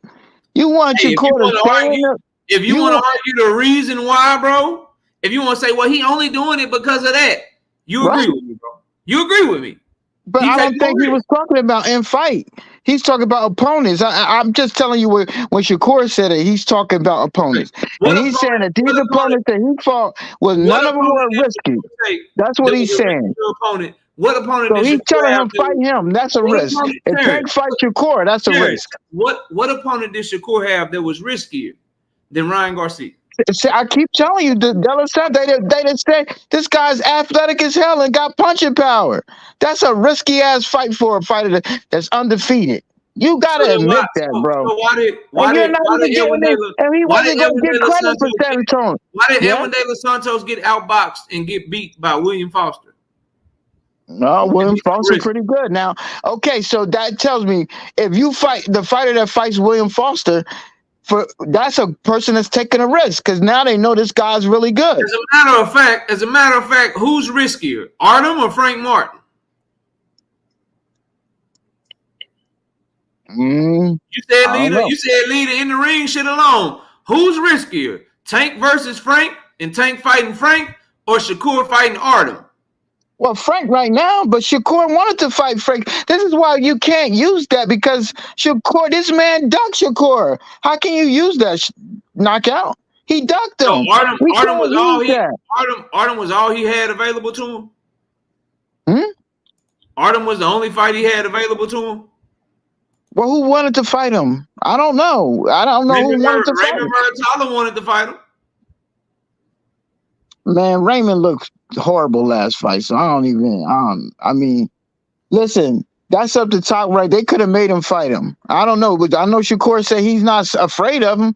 And the only thing gonna happen is he gonna beat him like he always beat everybody when y'all gonna say he running or whatever. But he don't care. He'll fight him, but y'all just gonna be upset about how he beat him.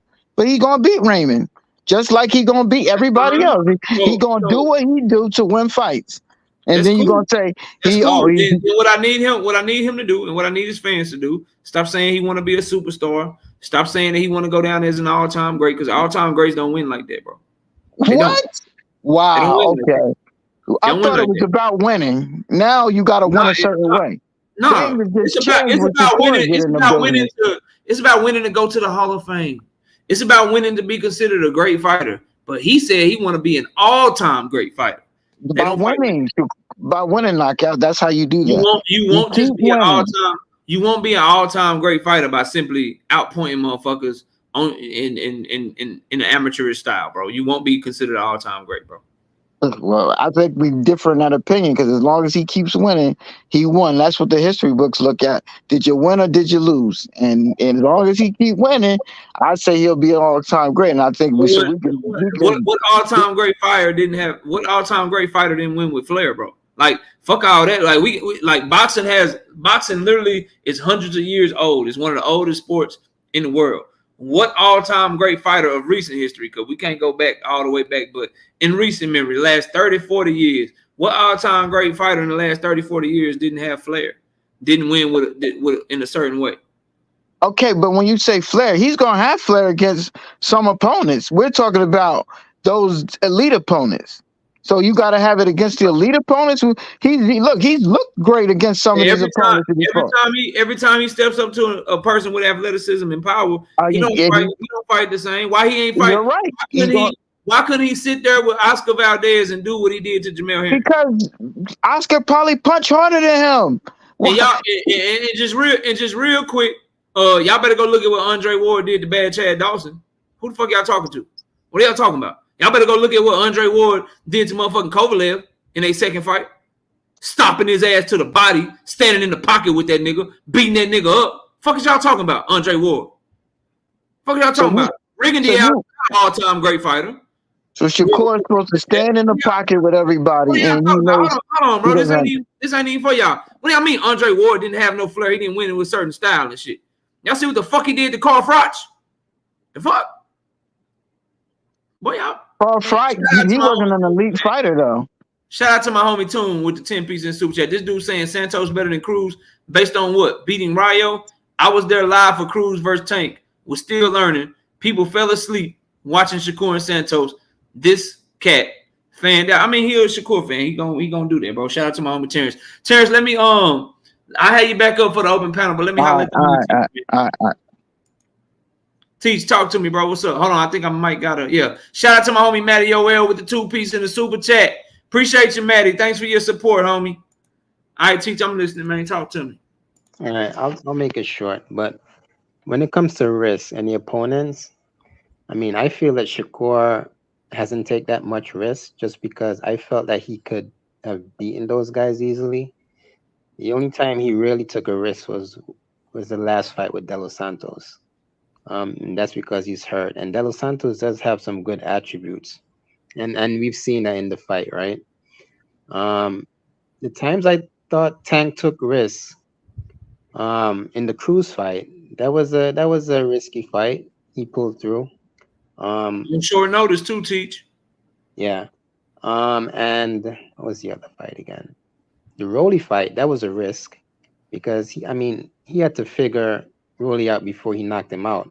But Rolly is a hard puncher, so he had to be wary of those punches. So I mean, with the opponents, yeah, I say Tank has the harder risk with the opponents. But I just give Tank those two. The other guys, you don't give him Ryan Garcia? Nah. Or Barrios. Interesting. Why not, bro? Because I don't think Ryan had anything for Tank. Tank is a way better boxer than Ryan. And Barrios, I knew Tank was going to beat him. So you don't think that so with Ryan Garcia, that speed, that power, that left hook, like you don't think that's risky? Like I mean, he cracked Tank in the second round. I mean, risky if it lands cleanly. I mean, that's the same thing for Rolly, and Ryan's better than Rolly.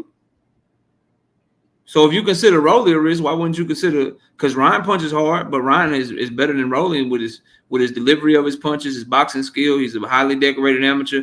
I guess I don't see how you could see Rolly as a risk, but not see Ryan as a risk.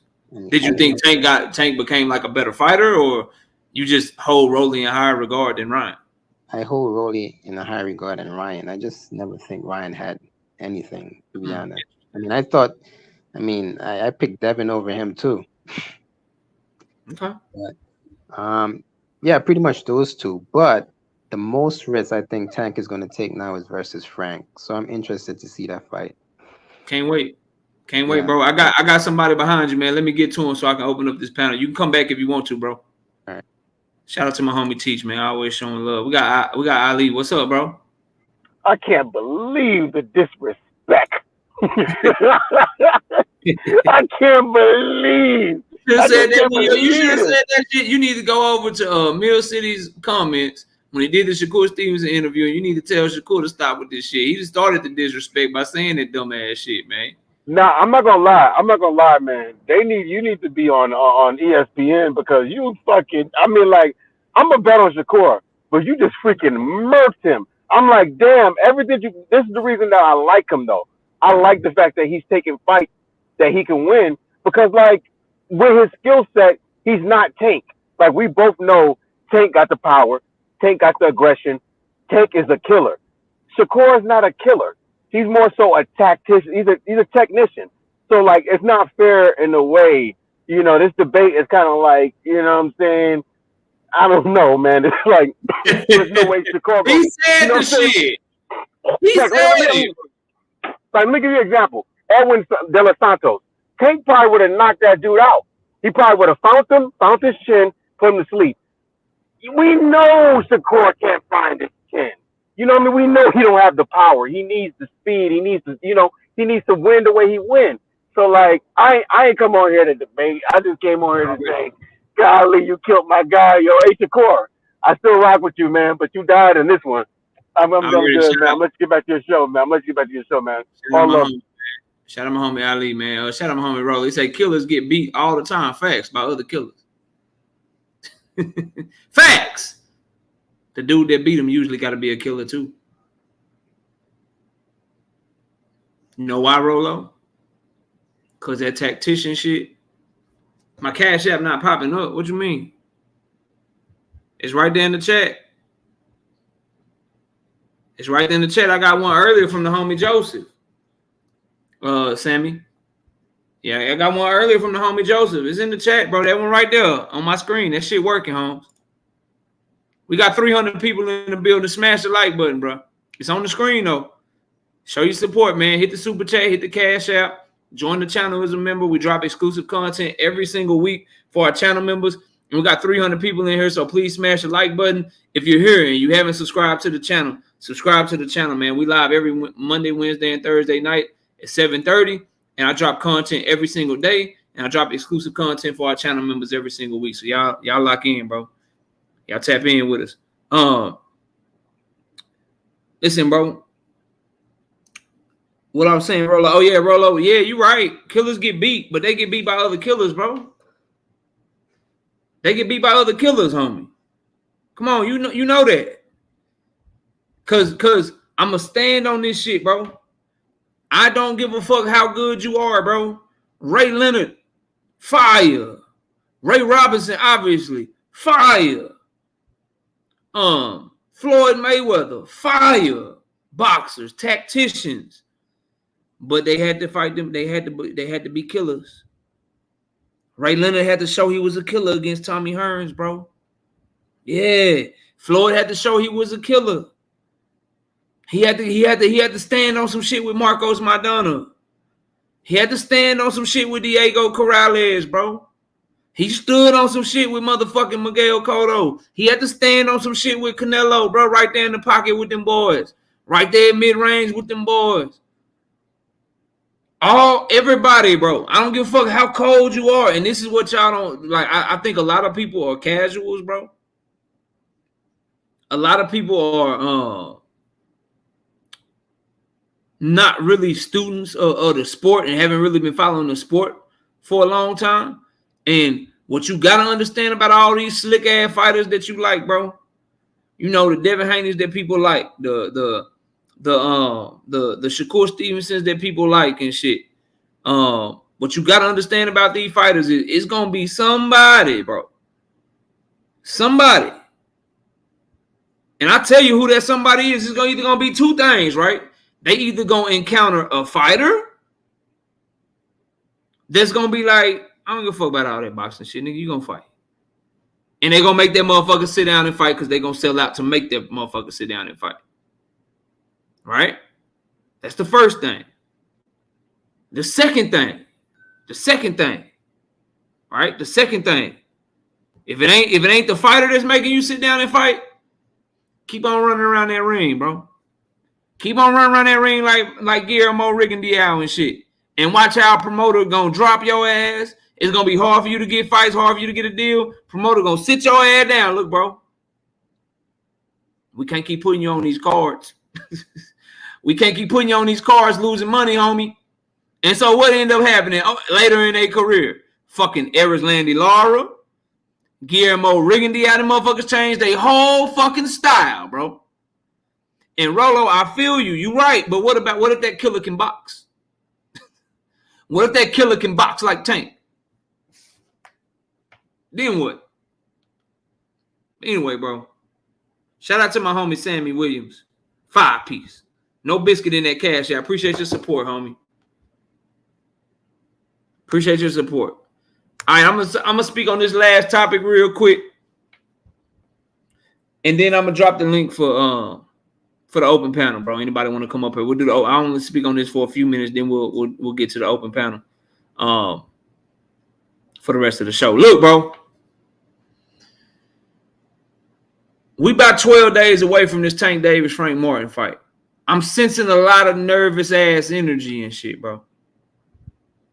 A lot of fucking people are rocking out and crashing out right now and finding ways to not only hate on this fight, but finding ways to get ready to discredit Gervonta Tank Davis by talking about the people he better fight next, talking about the people that he need to fight next. Why? If you got Frank beating him, if you think Frank is gonna watch this dude and you think he overrated, why isn't this the focus of your energy? I sense nervousness.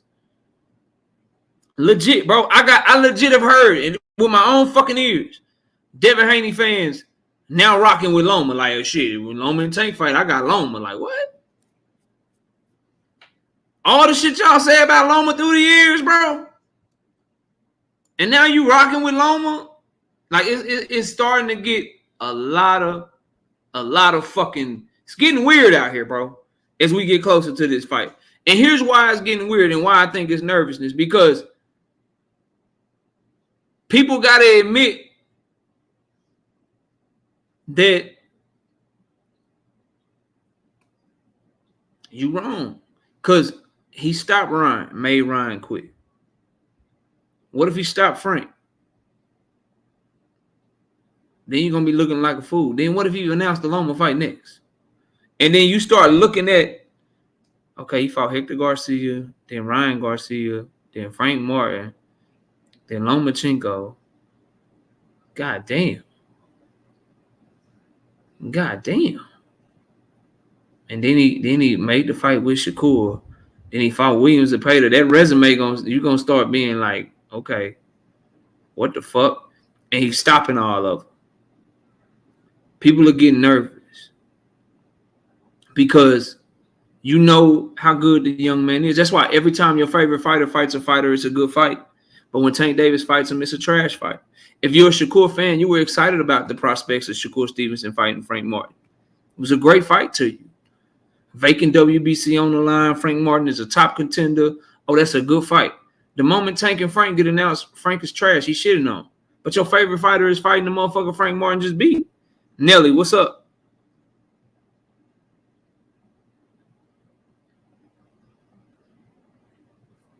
What are we talking about, bro?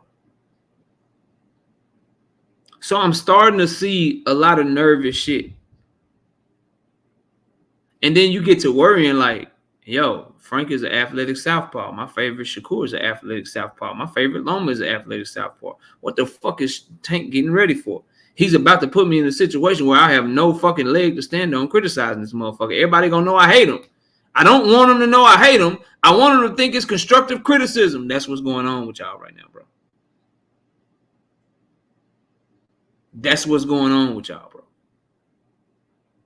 Only a select few of you really want to see the shit and will really give credit if that man moves how it looks like he's moving for the rest of his career. A lot of you, bro. A lot of you in my chat, I believe, will give. Oh, shout out to my homie Ali with the 5-piece in the super chat. To all my nickels out there, support big homie with the dollar sticker. Yeah, facts. I take anything, bro. Shout out LL Music TV with the 5-piece in the super chat. Says KO. What you think about Floyd saying Stevenson is the best fighter at 135 pounds? Is he capping or what? Yeah, 100% capping. I went over this in a live stream, but I'll keep it brief here. I think the live stream was like last Thursday or something. I addressed those comments by Floyd Mayweather. What has Shakur Stevenson put on film to make any of that true? What have you seen Shakur Stevenson do in the ring from a skill set perspective that you haven't seen Tank Davis do?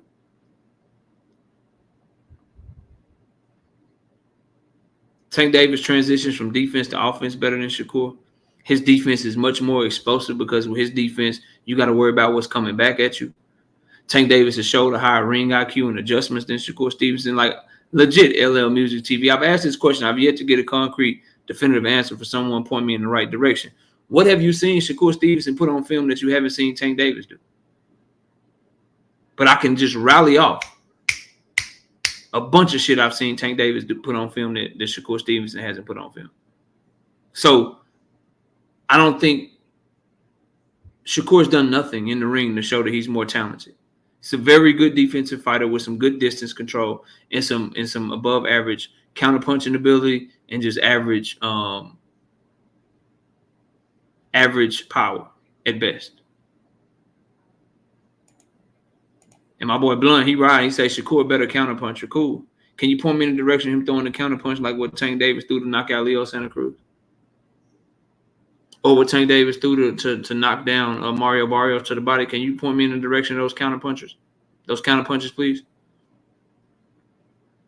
Can you point me in the direction of a counterpunch that Tank Davis threw to knock out Rolly Romero when he slipped Rolly Romero's left hand through a left hand of his own at the same exact time and knocked Rolly into the fucking ropes, made him fall forward? Can you point me in those directions, bro? You say he a better counterpuncher. Like, can you point me in the direction of him doing shit like that? Please and thank you. Please and thank you. I'm waiting. I'm waiting patiently. Or what about the pocket work? The in the pocket work that Tank Davis did against Pedraza. Where can I go find Shakur looking like that in the pocket, bro? Inside.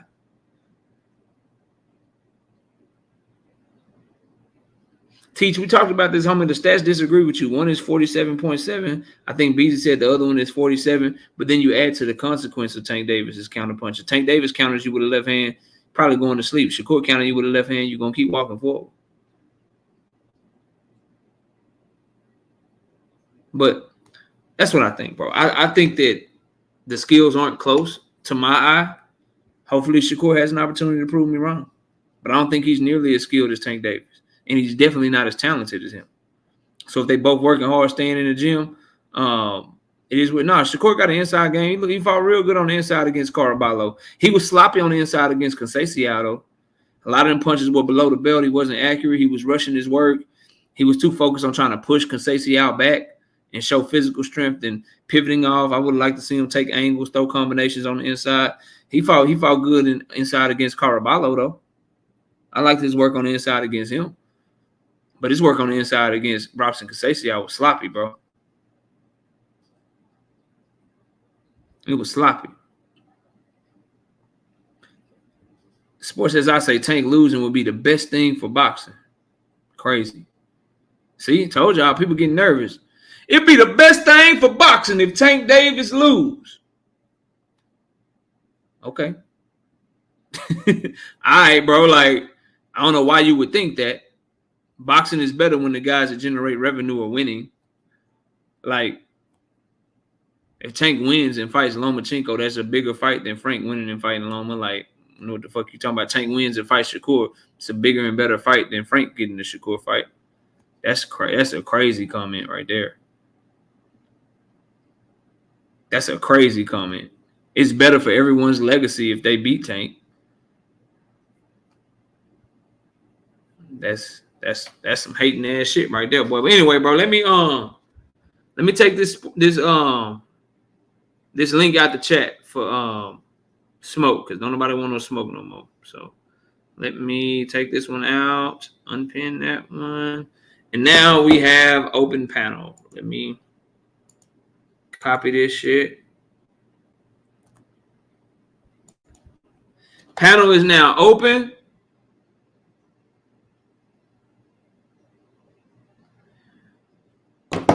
Come on up and cook with your boy, man. We got about another hour. So we got an hour for the open panel, man. Please hit the link. Come make your voice heard.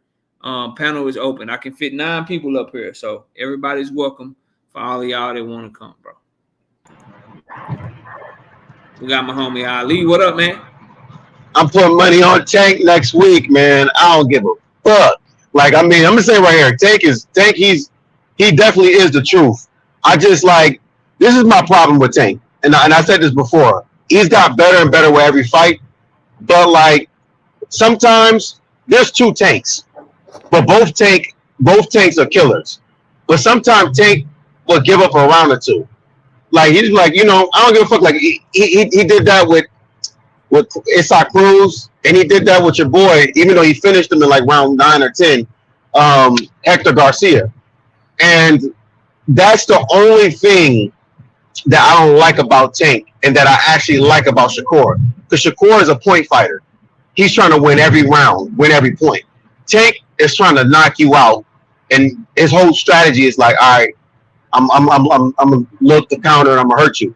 I think next week he's gonna fucking demolish, the other guy. Like, I mean, like, Frank is. I respect Frank. I think he's a good athlete. I think he's tough. I just think Tank's what's gonna really be the end of Frank is countering. Like, Tank's ability to counter and his speed and his power, and we're gonna see like a fucked up last 6 rounds. That's what I think. You know what I mean? Like, because I feel like once he gets touched, he don't got that dog in him. I said that before, but that's where I'm talking about Frank. Like, I seen that fight against him and the Russian, and he got touched. He was a totally different fighter. His eyes got all wide. He looked like me when I was getting jumped or something like that. So, like, I don't know, like, you know what I mean? He didn't look like a fighter. He looked like a. But I'm not saying Frank. No, I'm saying Frank can't win. I'm putting big money on Tank. You know what I mean? They're just not the same people. Whoever that is in the back, it says your device is not connected. Try to go out and come back in. Here's the problem to me on the breakdown that I think a lot of people are missing that I want to add to what you said. Frank Martin can't make adjustments by himself. He started boxing at 18, 19 years old, and as a result, he depends on Derrick James, who's a great coach, for a lot of his adjustments. So the problem, I think, the biggest problem is, what if Tank start having one of them rounds where he turning up, and you need to make an adjustment on the fly because you ain't gonna have a minute and a half to make an adjustment. By that minute and a half, you could already have taken too much punishment and the fight be over with. So my biggest issue between the two is just the ring IQ. You got a dude that been boxing since he was 5, 6 years old versus a guy that started at 18, 19 years old. Like, people forget that Frank Martin's last fight, Derrick James literally had to ask him, like, why are you not letting your hands go? Why are you not listening to what I'm saying? And all Frank Martin could say is, I'm just not. I don't know. I'm just not. You can't afford to. You can't afford to be like that, bro. I think it's gonna take, and I could be wrong. We'll see. The fight is 12 days away. I think it's gonna take somebody that can make adjustments on their own. That's got a high ring IQ that can match wits with Tank. If you can't match him up here, it's only a matter of time for these get to you. And I just don't think Frank can match him up here. I like the fight versus Rivera, the dude with the Ali shorts. I think Frank proved that he can stick to a game plan. But the biggest problem for me is when he get hurt, what's he gonna do? Because with every fighter, the moment they get hurt by Tank, the only person that I've seen get hit clean and get hurt by Tank and stay disciplined and readjust was Isaac Cruz. And I think that's the reason that we will never see Tank versus Cruz too. Not like Tank couldn't beat Cruz again, but if Cruz, I disagree with that. If Cruz keep winning, they'll fight again. Yeah, probably. But Cruz, let's say Cruz knock out Rayo and he's a 140-pound champion. Let's say Cruz get one of them unifications. Let's say he fight Matias and beat him, or let's say he fight Devin and beat him. Tank will fight him. They'll fight. Cruz is gonna have to keep winning and make that fight undeniable, bro. I think Tank is bigger than Cruz in the sense that there's bigger fights. Like, I think Tank versus Loma is bigger than Tank versus Cruz. And I think Tank knows that, like, he's gonna clean up shop before he even think about going. If Cruz start winning against big names and he get that Mexican fan base behind him, that fight will get big real quick. I like it. No, I actually think that, like if Tank fights he fights Frank and then he fights Loma and then maybe Zepeda or something like that. If he cleans out the division, I want to see Tank take over Mayweather's May 5th and September 13th. I want to see him fight 2 times a year, fight those times, because I think Tank could be the face of boxing. He definitely, is a strong possibility. And that right there would be a good introduction. Let's say September 2025, like him versus Cruz. That would be a good introduction to Tank taking over, doing that. But like at the same point in time, it's like, I don't know. I think I want to see him versus Loma. That's like a little bit too far sighted because he already beat him, right? And Cruz got a lot to prove right now. So, but going back to the Frank fight, I'm wondering how he's gonna adjust when he gets hit. Because Tank was asked him over and over again. I seen him on Plenty or whatever podcast with some Philly rapper, but Plenty of I don't know. But either way, he was asked him. He was saying, "What happens when you get hit?" And real quick, I'm one of the best. Right. Oh, what's up, man? Okay, I can hear you. I can hear you loud and clear. I'll come to you, man. I just wanted to make sure I can hear you good. Go ahead, Ali. Finish up. Okay, but yeah. So my question is for everybody on the panel. What do you think? Like, the reason that I'm betting on Tank is because I feel like the moment Frank get hit, he's going to be a different fighter. You know what I mean? And I think the fight's going to turn, and it can start as early as round 3 or whatever. Like, you know what I mean? But I just feel like Frank is going to be the bigger fighter, but the moment he gets hit, he's going to be backstepping a little bit. I ain't mad at that. I ain't mad at that breakdown. I'm one of the best. What's up? What you got for the show? No much. Just wanted to pop in. I like your content, by the way. I fuck with your channel and shit like that. But appreciate it. I agree with you saying about the about Tank and Shakur. Okay, so my thing is I agree a whole bunch with what you saying about Tank has like his skill levels. Like he slip, he roll, he does kind of like different stuff. Like he got like a deep bag. You know what I'm saying? And I think Shakur, I agree with you saying about him too. Like as far as like just to like stepping back. I feel like he's more like a reflexive fighter. Like he relies more on, I want to say like natural reflexes and shit like that. And Tank got like more like a veteran skill set. You know what I'm saying? Like it's like, okay, if I can't use like my speed and strength against you, whatever, I'm gonna use, you know what I'm saying, my skill, what I got. I feel like Shakur, I feel like he got potential. I want to say, I look at it like he's like I want to say like a street fighter, but I put him more in that category. He's just really good at it. But he's a great boxer. But I feel like Tank is like a overall, you know what I'm saying, like a, like he got skills, I can't really. He's a killer. Yeah, that too.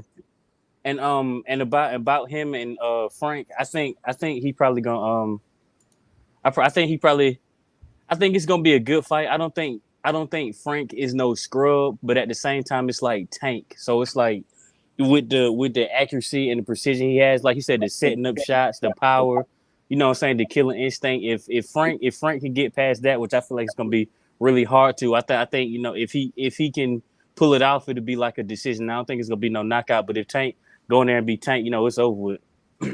Jay Nori, what up, man? What's good? Chilling, man. How things going out there on the East Coast, bro? It's going, man. It's my off day. I just got back in the crib after. Off on a Monday, that's fire. Yeah. So I just had Mondays, bro. That's fire. What's up, though? Yeah. I mean, my expectation for this Frank fight, it's kind of low. I don't really have any expectations because, in a way, I kind of look at this as a step-up fight for Tank. So I'm really just seeing what he does. I'm picking Tank because I expect the more talented fighter, the more seasoned fighter to, get a win. Yeah, we do recognize. Why you think I've been hearing that a lot, bro. Why do you think it's a step-up fight for Tank? It's because it's been it's been a lot of the setup fight for him, man. We understand that we understand that he put butts in seats. Okay, we all understand that. We don't want to go back and forth with that. We get it. You built him up. He's a great fighter. You know what I'm saying? But a lot of his fights have been setup fights when it comes to his, boxing appeal and trying to get that pay-per-view king type title. That's what he's been shooting for. So we understand that. So when it comes to this, okay, you're gonna go after the elite talent now. That's what I mean. He's going after the elite talent. He's ratcheting it up, and so this is going to be his first step into that elite talent pool. So I don't agree. I'm not saying he's not elite talent himself. I'm saying this is the first time we're going to get to see him start taking those kind of chances. Barrios and Cruz have a better skill set than Frank. I'm sorry, brother. Frank is more athletic. He's more athletic, but Barrios and Cruz has a better skill set than Frank Martin. He's not stepping up into this. This is Frank Martin stepping up to a better competition. We're not judging Frank Martin. We're judging Tank. So yeah, but Frank is not. Barrios is better than Frank. Cruz is better than Frank. Their skill set. Like, go watch. If you watch their tape, I don't mean to be disrespectful, brother. I'm just saying, like, Tank is not stepping up. He's stepping down, and he's gonna just show you how he's gonna beat the fudge out this dude. But that's pretty much it. So then why are y'all bigging this up then? So which one is it? Are we bigging them up for the Frank fight, or are we saying this is business as usual? You can't have a business as usual. Business as usual. So if it's business as usual, when people say I want to see Loma and Shakur next, y'all can't be saying it's hate. I mean, that's business as usual too for me though. I like that approach more than what I just heard just now. Yeah. See, I think Tank gonna make y'all. He gonna make y'all eat that shit, bro. I want you to look at Mario Barrios versus your Dennis Ugas. All right, and then I want you to look at Tank versus Mario Barrios, and you tell me that. And look at Frank versus Rivera. Go look at the highlights. Frank does not have the same skill set as Mario Barrios. Tank took that motherfucker out. Floyd came to him and said, yo, you down 2 rounds or whatever. He was like, what? And he took his ass out. That's killer instinct. That's the difference between Tank and everybody else. And that's what I'm saying. That's the same thing he's saying. Mario Barrios is a better he has a better skill set than Frank. I'm not saying Frank is not athletic. He's athletic, but it takes more than that in boxing, you know? Right. I think it's a pretty good fight, but I think Tank is really like that. I think people just kind of trying to downplay because like I hear a lot about he don't really fight black fighters like that. And Frank is very skilled and very athletic, but I still think Tank is like that. I think, like I said, people just kind of making it seem like more than what it is. I think it's gonna be a good fight though, but I still think Tank really that dude. Like if he want to, get in there and make it a quick night, he can. If you want to sit there and make it go 12, he can. I think he's still like that regardless. He got skills, he got the mindset. My thing is this, bro. My thing is this. It's a good fight, but it's almost like, and I'm not disrespecting Frank at all. It's almost like when Devin fought Regis in the terms of like, bro, it's a good fight. Like he a top fighter and shit. But Devin is just on a different level than him right now at this point in his career. Right. I suspect the same thing with Tank and Frank. I could be wrong because Frank Martin is athletic. He got a good coach in his corner. I just think that if you're struggling with the angles and the combination punches of Artem and shit, and you having lapses where you're not listening to your corner and shit, can you change that much? Can you put it all together with somebody like Tank Davis in the biggest fucking moment where it's gonna be more people than that's ever watched you fight? The crowd is gonna be louder than it's ever been, and it's this thing with Tank where when he get in the ring, everybody they have a certain look and they be really about that shit. And then when he get in the ring with you, motherfuckers kind of change a little bit, bro. Yeah, they kind of change. Like even in the face off or whatever. Like what I'm getting from Frank is motherfucker that's gonna come to fight. That's a dog that's trying to come. But I just saw something where when he was ranking his top fighters and shit, he didn't even put himself number one. Oh yeah. He didn't put himself number one. He put Tank number one. Like if just that seemed like nothing to people, but just the admission of Tank number one. Cause he literally said if we talking about skills. I picked that up. And we talking about skill and shit. Like I would have to say Tank number one, me number two, then Shakur. Then I'm like, nah, bro. Like you supposed to say you. Yeah, I picked that up too. As soon as he said you supposed to say you. Right. Like I'm like, nah, bro. Like something off. Like to me, that self-belief gotta be there, bro. Like, yes, Blunt Sports, he said that shit. Like, so how the fuck, like, it's fuck Shakur and it's fuck Devin, but you see something in Tank where you like, nah, I ain't more skilled than that motherfucker. You already giving me I'm just trying to show I ain't no bitch vibes, bro. Yeah, the Russian brought him to the light. When that Russian clocked his ass, it literally brought him to the light. And I'm gonna tell you right here, what Tank said in front of Frank, he was like, "You're not that guy. I'm really that guy. You live in the burbs." And he keeps reiterating that. It's not he's saying that because Frank really lives in the burbs. What he's just saying is like, we're not the same animal, yo. Yeah, you could be a fox, but I'm a fucking wolf. You could be a fucking mountain lion, but I'm a fucking tiger. He's just saying he's saying it to him, and Frank is psychologically submitting. Like he's not fighting back, he's not biting back. He's just like, you know what? I'm happy I'm here fighting you. That's not the mentality you need to be fighting a fucking knockout artist. You need to be like, nah, fuck you. Fuck you. I don't care about the money.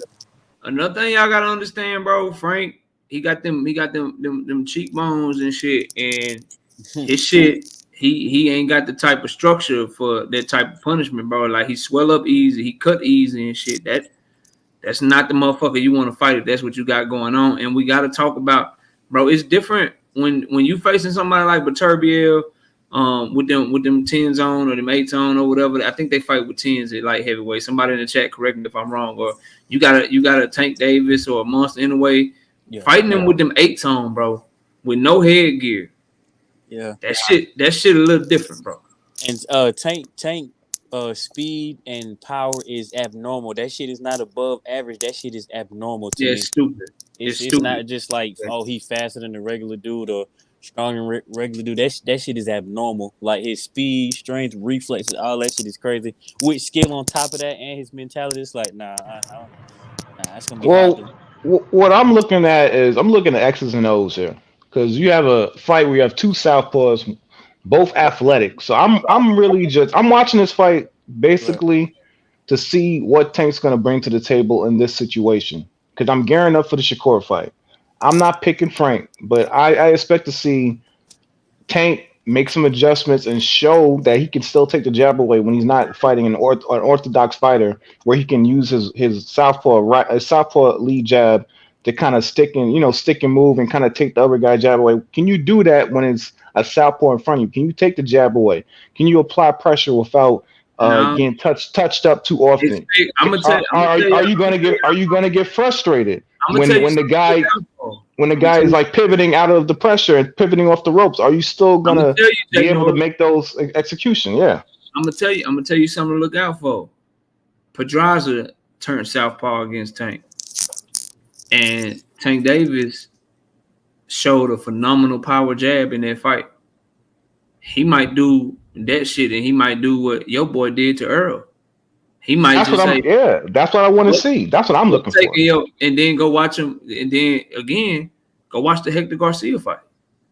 That's where you started seeing way more 1-2s. You started seeing power jabs and shit. Yeah.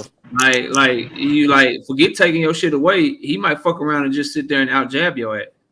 And that's what I'm looking for. I want to see, can you do that with an athletic fighter? That's all I'm looking for. I think he can, because he got, like I said, he got skill. So when you have skill on top of abnormal speed and power, yeah, I think he can. I think he can make great adjustments. I think he can. James, welcome to the platform. What's up? Not much. Hey, I'm just listening. Just listen. Right. Check it out for work. Already, you chime in whenever you want to, bro. What y'all got on this? Let's change it up a little bit. What y'all got on this Beterbiev Bivol fight that Turkey announced on? I ain't gonna lie. I got Bivol. Okay. I got Bivol.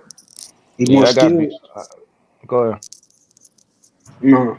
I got better. I'm gonna put some money on Beterbiev because Bivol is real good the first 6 rounds, and Beterbiev, he picks up the pace and he hits fucking hard as shit. He goes for the kill in the last 6 rounds, and I feel like it's gonna be like who's the better boxer.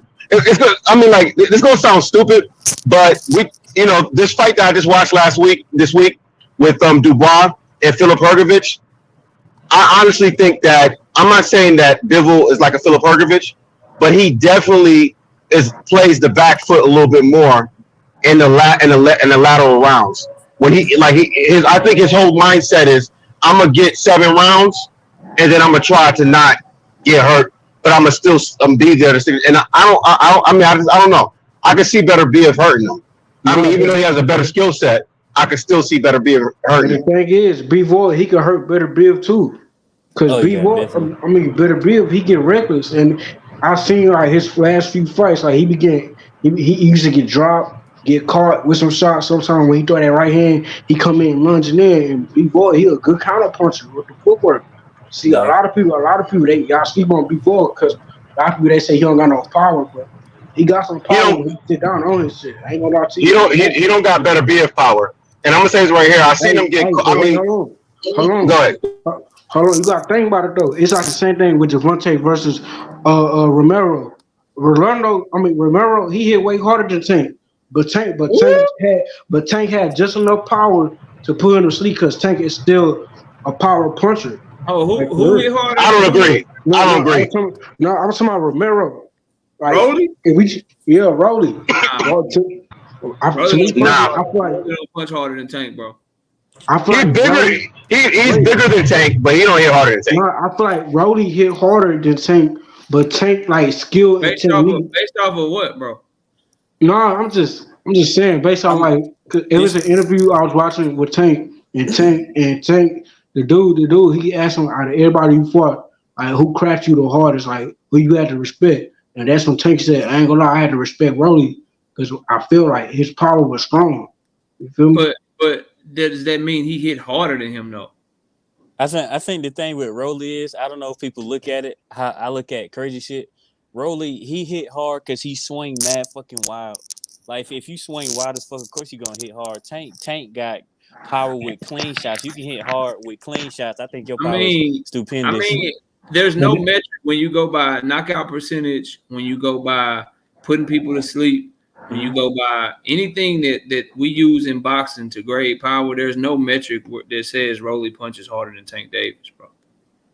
I think that's why people would think he hit. I don't think he hit harder than him. I just think he swing wide. And I've been having this debate on my channel a long time. Like, I think it's a good time to have it. Like, do we like better power versus more power? Like, more power, okay, like you hit harder punch for punch, but better power. Like, what makes Tank Davis power so jaw dropping is the timing, the ring IQ, the counter punching ability, and all the skills that come with it, bro. Right. So when you judge them too, like, everybody would much rather have Tank Davis power because of the tools that come with it. Brother Romero, awkward ass power, and like you said, he got to swing wild, like he fighting to generate power. So I don't think that's more power.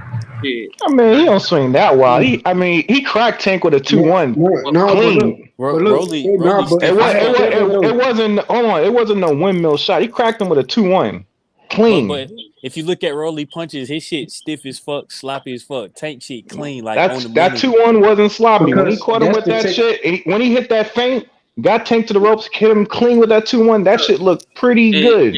And what I love and what goes underlooked and underrated to me, Jay Nori, is you're right. He had success with that combination. That's the same combination that got his ass knocked out though. Bink. So that's why I'm so high on the ring IQ with Tank Davis. Like, Rolly Romero literally got knocked out in the middle of throwing a 2-1. Yeah, like that's why that ring IQ matchup where people talk about like, oh, Devin fans, you say he had a high ring IQ, or Shakur fans think that Shakur has a high ring IQ. I'd be curious to know, like, where do y'all get this shit from? Because the one fighter that's always at a disadvantage is making adjustments in the ring because of his height, because of his size, having to find different ways to get his shit off and set guys up, bro. Tank Davis shows an extraordinarily high ring IQ every fucking time I watch him fight. Like, the Rolly fight was an example. Barrios got put down by throwing a combination he was having success with earlier. Leo Santa Cruz got put to sleep throwing a combination that he was having success with earlier in the fight. Like, all of these dudes, they make the mistake of getting confident because they're having success early, and he ends up fucking them up with that same shit late. Right. And he recognized. Well, why are they having success? They're having success because Tank takes chances because he has the power. When you compare him to guys like Devin and Shakur, who are not going to take as many chances, and we're not going to, they're not going to leave themselves out to be hit like that. I mean, it's going to, when you put them guys head to head, Tank against Devin, Tank against Shakur, he's not going to have all those opportunities like he has in a Rolly fight, or in a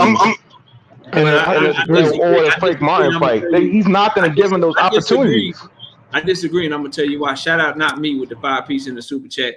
Is there a parallel universe where you see Frank Martin winning or potentially getting a stoppage? Frank Martin could quite possibly win a decision. I don't see him stopping Tank, though. If he wins, it's going to be by decision because he has a performance of his life boxing and staying away from Tank. Is that Devin Haney on the panel? No, Devin Haney ain't on my panel, bro. I wish. You know what I mean? I kick everybody off, and Devin got some explaining to do. Oddly Gifted Bully Kennels with the 10-piece in the super chat says, salute KO and all the same-minded people in the chat. Salute, Oddly Gifted Bully Kennels. I appreciate your support. One thing I want to say on the Beterbiev Bivol shit before we get back to what we was talking about is I think people missing the boat on this one. I think Beterbiev gonna dog walk that boy, man. Hell yeah. I think he gonna dog walk that boy. I just think he boxed better than people give him credit for. His timing is highly underrated, and Bivol ain't gonna have shit to keep him up off of him, bro. And he gonna put that chin on the line. And he gonna put his chin on the line. He gonna risk it. Yeah, but that dude is a special fighter, bro. All fights, all stoppages, just highly decorated amateur. It's just the shit he getting them belts one by one. It just looked like the story is in his favor. And Bivol, yes, bro, he got the stoppage in his last fight, but Zanon found him easy to hit. 175-pound fighters, Craig Richards looked like shit on that card. These guys find Bivol easy to hit. Like, he did really good against Canelo, but Bivol. Lyndon Arthur fought him too. Yeah, like Bivol ain't just out this bitch unhittable. Like some slick ass fighter that's unhittable. He got good lead hand work. He's in and out with a wide stance, pretty good counter puncher and shit. But Beterbiev eating that shit and walking to his ass, bro. Yeah, he's a dog. Beterbiev is a dog. And just because people been dropped before, like I see that a lot. Well, Beterbiev been dropped, so what? He got dropped, and what did he do? Got up and whooped the motherfucker ass. Dog. True. You can't, like, just because a motherfucker been dropped before, like, sometimes fighters get dropped because they off balance and shit. But Beterbiev ain't been hurt like that. Right. He get up and he beat motherfuckers up. So somebody you gonna have to show me that Beterbiev got fucking old, or you gonna have to show me that you can just take what the fuck he got coming to you, bro. Right. Until somebody do that, I'm not betting against that motherfucker, man. It's too dangerous. You better get your Beterbiev got old narratives ready, because I don't know about this walking down shit. I mean, once Bivol gets his timing, that jab is gonna be like a whip. Pow, pow. Nah, I don't agree. Beterbiev jab is nasty, bro. But he breaks people down. Not like that. Beterbiev, listen, let me say this right here. Beterbiev break people down. Listen, Bivol's not hitting as hard as Anthony Yard. I know he got a better skill set. He slip jabs and throw them right hands over the top of them bitches with time, bro. That motherfucker can fight, bro. No, but look, that ain't gonna be enough, man. That ain't gonna be enough. It was like the same thing. Well, Arthur Beterbiev versus Marcus Brown.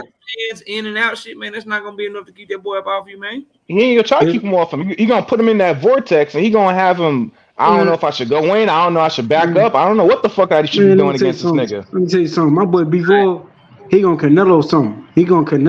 Nah, not to this motherfucker. He gonna Canelo Beterbiev. Dude, I'm telling you. Yes, Lord. That's what Bivol do. He don't try to knock you out. He don't try to outbox you. He put you in that vortex. You don't know what the fuck to do in there. When I was watching Beterbiev versus the Marcus Brown fight, Marcus Brown, he was doing good until he got to the corner and he had hit Beterbiev with a good shot. So he kept on trying to set him up inside the corner, and Beterbiev took advantage of it and started beating his ass. Marcus Brown got damn near beat to death, bro. No, but I'm saying this. Before that, Marcus Brown was doing good. Standing on the outside, not going on the ropes, not letting Beterbiev take him to the corner, utilizing his jab to the body. But then when he got out there on the corner and he had caught Beterbiev with a right hook, and like he thought he hurt him. So he kept on trying to set that shot up, and Beterbiev, he just outboxed him, beat the crap out of him. If y'all think a motherfucker with a good jab, no real pop, in and out, wide stance, some counter punching ability that don't really let his hand. Like, if y'all think that's the type of style that's gonna beat Beterbiev, okay, bro. Respectfully, I'm gonna say this right here. To be quite honest with you, it's gonna look kind of easy. I'm gonna say this right here. Respectfully, Beterbiev has found everybody and knocked them out, and he finished them horrifically. What he's saying is right here. Do you believe that Bivol is not going to get hit clean by Beterbiev? He's been hit clean by Craig Richards called him clean. This motherfucker. Lennon also called him clean. Called him clean. Me personally, I ain't gonna lie. I think it's gonna be similar to like Floyd versus Canelo. Canelo hit harder, but Floyd was more skilled. But Floyd gonna Canelo, no.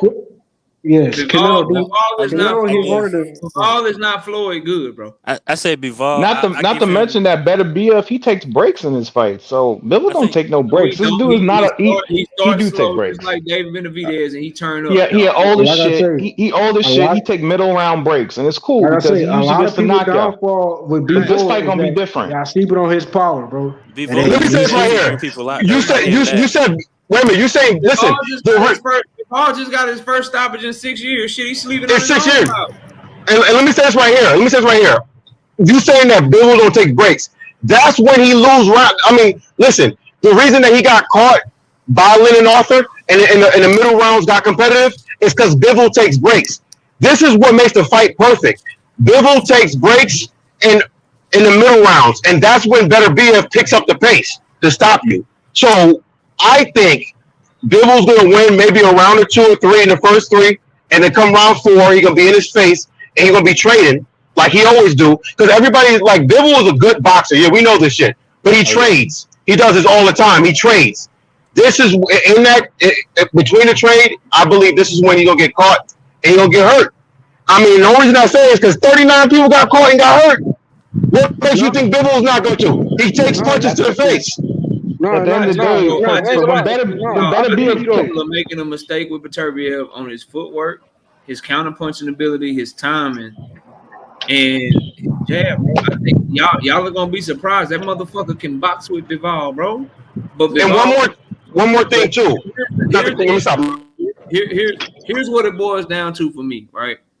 When you're breaking these two down, Beterbiev can box good enough to be competitive with Bivol's boxing, but Bivol cannot fight with him.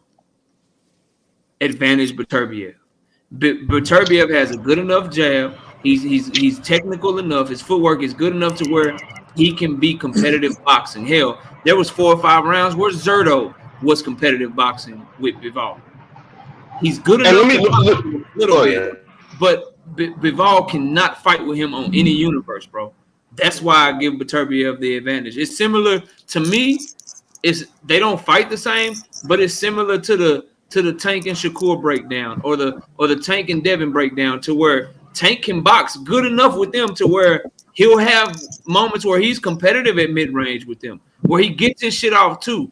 But the fight turns because neither one of them can fight with him. When it turns into a fight, they can't fight with him. Same thing for Beterbiev, bro. Beterbiev and Bivol, Beterbiev can box with him. He can jab with him. He gonna have his moments with him when they boxing. Yeah. But when he decides to put that high guard on and say, you know what, bro, fuck this shit, nigga, like dog walking, like he can't fight with him. That's the problem, bro. When them combinations start flying, he ain't gonna want to fight. Bro, he's gonna want to box. He's gonna make him box. He's not gonna combination punch against Beterbiev the way he do everybody else. He gonna be too worried about. He gonna be too worried about what's coming back, bro. No. Yes, he is. I'm telling you. He gonna have Beterbiev thinking in that bitch. He gonna be thinking. Gonna open up. Watch what I tell you, bro. He's not gonna open up like that. Shout out to my homie Victor with the 5-piece in the super chat. KO reminding the Tank got explosive power.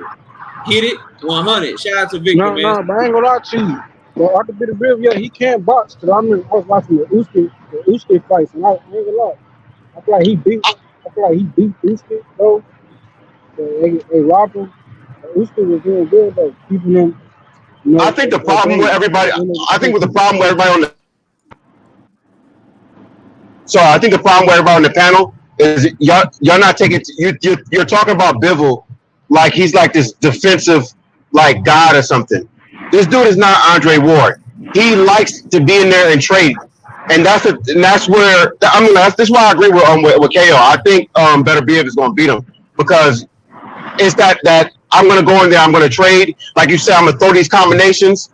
He going to get something's going to get sent back, and that's the one thing that nobody's taking into effect. Like you're talking about a knockout artist, and for somebody who gamble, it's hard to bet against knockout artists because all it takes is one punch. You know what I'm saying? One punch. The one punch that usually Beterbiev gets up is that temple shot. He's not going to get no temple shot on Bivol. He's not going to go to the ropes. He's not going to let this guy. Hold on. He's not going to. Hold on. Don't get triggered. Hold on. Don't get triggered. I ain't saying he never got anything else. I'm saying that's his bread and butter. His bread and butter is a temple shot. That's the kill shot. Look. When Bivol went against Joe Smith, he got caught. He was hurt. He was hurt bad. But the bill saved him. So you can't really say that. At the end of the day, Bivol is not gonna let this dude bully him. He's not afraid of this nigga. Beterbiev to get rid of Joe Smith, bro. No, KO. He don't go for the knockout. He'll let Beterbiev go to the ropes. Bivol versus Joe Smith. I'm not talking about Arthur Beterbiev versus Joe Smith. I'm talking about when Dimitri got caught by Joe Smith and he was hurt bad, but at the end of the round, like the bill saved him. The bill saved Bivol at the end of the round because he was unsteady. I agree, man. He gonna put him in that vortex. He gonna have him not knowing what to do. He gonna have him going for all the feints. He gonna try. Beterbiev's gonna try to pick up the momentum, and when he try to walk him down, all he gonna do is turn him. That's it.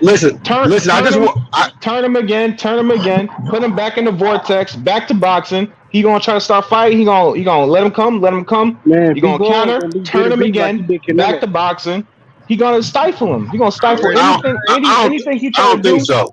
He He gonna stifle that shit. He gonna stop all that shit. When we get that fight in October, make sure y'all come back here and stand on y'all picks if y'all want to bet. I want to bet against a dude who just said whatever he said. Dude, I'll give you $25 and you gotta give me 25 push-ups if that happens. You know what I mean? I'll give you $25. I'm gonna cash app you $25, whatever you at, you know, and I'll give you 25 push-ups. But I just want you to give me 25 push-ups because I'm telling you right now, you are wrong. You know what I mean? I just watched like 5 of Bivol's last fights. He gets caught all the fucking time, especially when he's in that lag mode, and he's gonna get caught by Beterbiev, and he's gonna get. And I'm gonna say this right here, he might get finished. So like, Hey, real quick, y'all. Hold on a second. Shout out my homie Teach. He say, Joe Smith himself said, Bivol was the harder fight.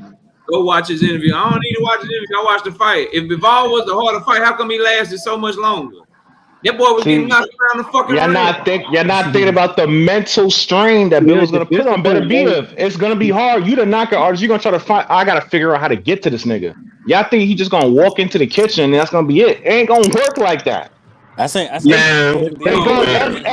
time. Listen. Every time Beterbiev walks into the kill shot, walks into the kitchen, he gonna catch a sled shot. 6 minutes, bro. 6 minutes. 6 minutes. He couldn't even last 6 minutes with this dude. 2 rounds. But that's what I'm trying to tell you. He is not Bivol. The reason the Bivol fight was a tougher fight because that was actually a fucking fight. Joe Smith fight wasn't a fight, bro. And James, I gotta mute you, bro. You kind of loud on the thing. We got Kamal in the building. What's up, Kamal? Hey, what's up? Before I get to the Beterbiev Bivol situation, I just want to talk about Wilder. The Wilder Fury trilogy took a lot out of both men. And I'm not going to get into the allegations of cheating or anything. Either way, for both of them, they took a beating. And I don't think either fighter was the same. But Wilder definitely could have improved, but he went with a yes man and Malik Scott, somebody who was wholly unqualified to train him. And that was the difference between where he is now, where he's got like 2 fights in like 5 years or something like that. Totally inactive. And then where he's trying, Malik Scott had him trying to improve what didn't need to be improved and then transform into a fighter. What do they say? An old dog can't be taught new tricks. He should have gone exactly like AJ did to Derek James and gotten, or Ronnie Shields, maybe even a Buddy McGirt, someone like that, and really gotten out of his comfort zone. But he chose a guy who, and you know, I love Deontay Wilder. He is a first ballot Hall of Famer. He gave us a lot, not just in boxing, in American boxing, and in all the divisions. He brought excitement back to the sport. And he's a great man. But towards the end, he made a decision to go with someone who was wholly unqualified and who had no amount of credibility as a trainer, rather than doing what AJ did, going out of his comfort zone and getting somebody like a Derek James to teach him what needed to be, what he could fix without trying to revolutionize him. And that's what we saw. Sad to see him go out like that against Zhang, but it was predictable because you cannot pull the trigger anymore. You try bouncing around the ring with Malik Scott. I mean, that was just a joke to me. But salute to Deontay Wilder. I really wish that he had gone with somebody who was a better trainer and not a yes man. But that's Deontay Wilder for it, bro, because a coach can only tell you so much. It's just up to the fighter if you're gonna be willing to listen and actually put in the work. Deontay Wilder, he even said like his own self, oh yeah, y'all gotta be perfect for 36 minutes or 12 rounds. I only gotta be perfect for 1 second. And that was his mentality, and that's what cost him. I agree with that. Rich, what's up, Rich? It did, but can I respond to that? Let Kamal respond, Rich, then I'll come to you. Go ahead, Kamal. I agree with the last caller, but in the end, he made a change in his team. I think it was after the second fight with Breland. So he didn't even agree with what he said at that point because he brought in Malik Scott as his trainer. So yes, he did make a change, but he didn't make the necessary one. He didn't do what AJ did and get out of his comfort zone. In the end, I think that Derek James doesn't get the respect and the credit that he deserves because I can tell you what, AJ learned a lot from DJ. Ben Davison is not why AJ's got a second breath, a second win. It's because of Derek James. And in the end, Wilder made a superficial change to his team when he could have gone out of his comfort zone. So yes, I agree with what you said earlier, but his actions spoke louder than his words, and we got the result that we did with a horrible trainer, Malik Scott, someone who was just not equipped to be there. Facts, bro. Rich, what's up, Rich? All right, man. I want to bring it back to that Tank and Frank, man, and just to give you some things that I see. Now, I think it's gonna be a big deal that it's no hydration clause on his fight. Now, I heard you the other night talking about how Tank, his rounds, his punches, pick up in the later rounds. Well, what he's doing, if you watch the fight with Barrios, by the 8th round, not Coach Kenny, but Coach Calvin was telling him to pick it up. Tank said no, he still got his power. So it's a concerted effort to wait till a little bit later rounds till they lose their power. Well, now Frank is bigger than Tank, but he's not so big where they got put a hydration clause on him. And if you look at Frank's other fights, he has good energy in the later rounds. Now, I don't think he's a better, more talented fighter than Tank, but I think Tank wins the fight, but I'm interested to see how he wins it. Does he take damage? Did you watch the Frank Martin and Artem fight, Rich? I did, but like you say, it was more about him not listening to Derrick James. Once he listened, he dropped the dude. I'm just saying, did he keep a consistent work rate, or did he gas out in that fight? I thought he gassed out, bro. You thought he gassed out? I don't really know if he gassed out. He did gas out from that punch to the face. That's what made him gas. He might have took some damage that made it slow him down. Right hooks he was taking to the body. That's what gassed him up. Yeah. I thought he gassed out that fight, bro. And Frank Martin carries a lot of muscle. He fights in spurs, homie. That's what I'm saying. He fighting. And Frank Martin get hit by everybody. He gets hit by everybody too. When he get to letting this shit go, he always need a break, bro. And I ain't gonna lie. How does the fight end, though? Do you think it's Tank by knockout? Salute to Motor City. Salute to Nick J. Salute to y'all coming in the building. I got Tank by TKO body shot. TKO body shot. Let me say one thing to you. It's gonna be 5 seconds. Tank is the faster fighter. When they get in there, you're gonna see Tank counter on Frank Martin. Frank Martin, I watched his last 4 fights. He gets hit a lot. Even though he's more athletic, that shit is not gonna work with Tank. Tank is gonna throw with him and throw in between his shots, and he might finish him probably late. 9 times out of 10, he finishes him. My problem with people is this, bro, and I see the people in the chat. Salute to everybody in the chat, the people that saying that Frank didn't gas out, and salute to my homie Rich. I mean, if he ain't gas out, he wouldn't need breaks, y'all. Like, I need y'all to really understand what I'm saying. Like, a championship level fighter, a top-notch fighter, you have to be able to sustain your work throughout the entire round and throughout the entire fight. And Frank Martin needs breaks. He needs breaks because he gasses, bro. He said it in one of his interviews. He needs breaks because he gasses, bro. Like, I don't know what y'all be watching, but he don't take breaks just because he don't want to throw punches or because he feel like he got the round one. He take breaks because muscles require a shit ton of oxygen. That boy got a lot of muscle he carrying with him, and he's an explosive fucking athlete that takes a lot of energy to do. That's why he takes breaks in the ring because he gasses. I don't know what y'all watching. And he shows a lot of reaction. Yeah, he shows a lot of reactions to getting hit. Whenever he get hit, like everybody go watch his highlights. Watch his last 5 fights. When he gets hit, his reactions, it's not like somebody that's like, oh, I'm gonna hit you back. It's like, oh, that hurts. And I feel like that reaction is gonna make Tank want to fucking hurt him even more. So I mean, but Frank got some pop too, though. Now he got some pop. He's slower. He's slower. Yeah, he got pop though. He got pop. He ain't a dog, man. Inside Cruz is a dog. Frank is not no dog, brother. He slows down. Listen, he'll throw a 3-punch combination, and he's doing the back foot. I think Tank is gonna fucking hurt him. badly. So you just bet that. Bet that. Tank by TKO. Man. Cruz a one-trick pony though. He ain't as good as y'all act like. No, he's better than Frank to me. He got more dog than Frank. He got more dog than Frank. He got more dog than Frank. He got heart now. He got heart. You need more. You need that to fight a knockout artist. You cannot be. This ain't no point. This not a point fight. He gonna get hurt. And when he get hurt, it's gonna change. I disagree with that about Frank not having heart. I gotta disagree. I ain't gonna lie, that's cap. He beat Michelle Ali Rivera, little Ali Rivera. He beat the guy that Rolly struggled with from Dominican Republic.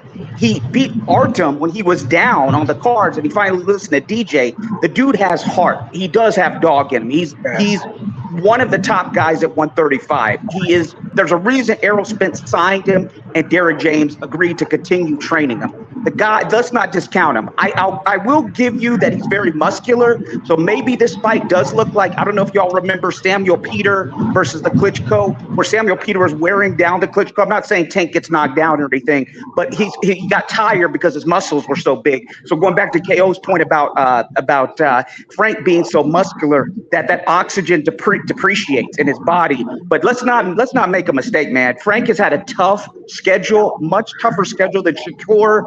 Very tough fighters, killer after killer, beat a doped up. For all you Haney fans saying that PEDs make you Superman, well, Frank beat a doped up little Ali, Michelle Rivera, who everyone was talking about. He's come back and fight. So I'm not going to accept people saying that this guy doesn't have dog in him. He absolutely does. No. Rivera is not on the same level. Sorry, I'm done. Hold on real quick. My homie Rolo say Pitbull not like that. You show happy to see everybody. Shout out to the homie Support Talk, man. Great interview with AB, bro. Fire ass interview, man, that you did with AB, bro. Salute to you, homie. Keep grinding, keep putting in that work, man. Y'all go ahead, bro. Yeah, Rivera is not Tank. He's not Tank. You can't even compare Rivera to Tank. And what I'm saying is that he got tagged in his last 5 fights, and his response, how he was responding, I didn't like it. For somebody who bet, I didn't like the way he was responding. And I'm gonna say this right here: watch that fight versus the Russian. When he was getting tagged, the reactions in his face. I'm just saying right here, when it comes to who has the bigger dog, Tank does. Who hits harder? Tank does. Who got the better skill set? Tank does. And who gonna connect more? Tank will. I don't think that's the question. I think the question is when people say Frank ain't got no dog. Frank a dog. Frank gonna fight. But I will say it's easier to show dog when you feel like you're the more talented fighter in the ring. He gonna realize real quick he not more talented. So we'll see. Because falling behind against Tank is way different than falling behind against somebody else. Because falling behind against Tank mean he whooping your ass and you about to get stopped. Like you ain't falling behind on points. You ain't falling behind because he's just sticking a jab and moving around on your ass. You falling behind because that motherfucker is about to stop you and he countering everything you do and you getting hit with explosive shit. So I got a question for you. I got one question for you. Totally different, bro. Yeah, what's the question? Well, I mean, I don't understand what everybody is seeing in Frank, like where they think it's competitive, because it's like, I mean, I boxed for years. And I think, I mean, I'm not saying I'm nowhere near high level, nothing like that, but I know I'm doing a little bit. But when I look at Frank, he looked like somebody who came from the football field and just started boxing. Like, it just like he be getting hit by shit that I don't see what you guys are talking about. With Frank, like he gonna get hurt badly. I think it's because he's athletic, right? And people aren't used to seeing Tank fight this style of fighter. So because you haven't really seen it since maybe a Pedraza, I think people are intrigued by the matchup. So obviously, if you haven't seen Tank do it, because you don't go back as far to the Pedraza fight, who Pedraza has great footwork, great angles, highly skilled boxer. He was the man when Tank fought him. Exactly. So people, that was 7 years ago though. So I think that leaves people mind. And then, it's one of those things where to me, it's a lot of hate going on with it too. Like I'm a Devin Haney fan, so I'm gonna root for Frank Martin. And I see a lot of that shit going on. But there are some people that actually believe in Frank. But when you see Tank in there with somebody that might look like him, that come from a similar background against him, a lot of the people that follow my channel specifically are of the mindset that Frank presents something different to Tank.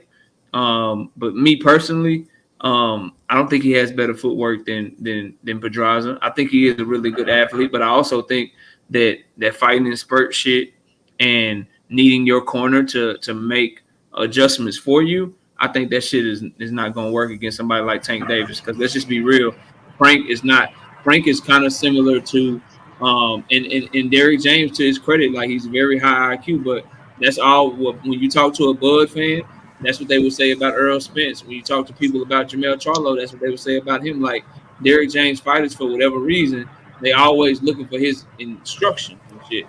They always looking for him to make the adjustment for him. And I just don't think some shit like that is gonna be able to fuck with somebody like Tank Davis. You got to be able to match that shit with him, and I just don't see Frank being able to do that, bro. I want to finish it with this. Sorry. Mel is good. Mel is super good. I wanted to finish it with this right here. Hey, sorry. I got a quick thought experiment. Let's put you in the shoes of Frank. If you were Frank Martin, what would be the game plan to beat Tank? Oh, you gotta sell out, bro. You gotta sell out. You can't box with him, right? He too experienced and too skilled. His hands are faster than yours. His feet are more educated than yours. You at mid range trying to do like what's the dude name? Like Hector did, where Hector just let Tank be comfortable and be in the pocket and be at mid range and just kind of exchange jabs with him, fill him out, think with him, figure out what he want to do with him. Like Frank can't play them games with Tank. Frank got to go try to get Tank, sell out, trust his chin, trust his cardio, and try to use his size and his strength to try to bully Tank, work on the inside, and try to ragdoll Tank on the inside. Like he need to go look at how Nick Ball fight. He need to try to come like that, because if he trying to box with Tank and trying to go wit for wit, mind for mind, that shit over with. He gotta. It sound crazy because walking, like, I mean, it's a minefield, right? It's not crazy. That's a great assessment. That's your shit. Be spot on, bro. Yeah, it's that's what you need to do. Yeah, it's a minefield, right? But shit, I mean, what else you gonna do? You gonna box with him at mid range when he been boxing since he was 5 and you been boxing since he was 19, and he faster than you and he better think in the ring than you, he better counter punching than you, his feet are better than yours. You gotta just go in that bitch and be like, nigga, I'm stronger than you. What's up? And you gotta throw that motherfucker out. Right. Like if you ref, I don't give a fuck. Deduct the point. I'm throwing this little motherfucker to the ground though. Oh God. I don't give a fuck. Like I'm like deduct the point. You told us to break, nigga. I'm punching him in the gut. I don't care, bro. I'm trying to win. Yeah. That's what I would tell Frank, bro. Hell yeah. Cause Jay Nori, anybody else got some? Yeah, where else is the path, Jay Nori? Like where's the path, bro? Like what's the other path? It's gonna get, and that's gonna get him stopped. And that's still gonna get him stopped. And that's the thing right there, because his skill set ain't there.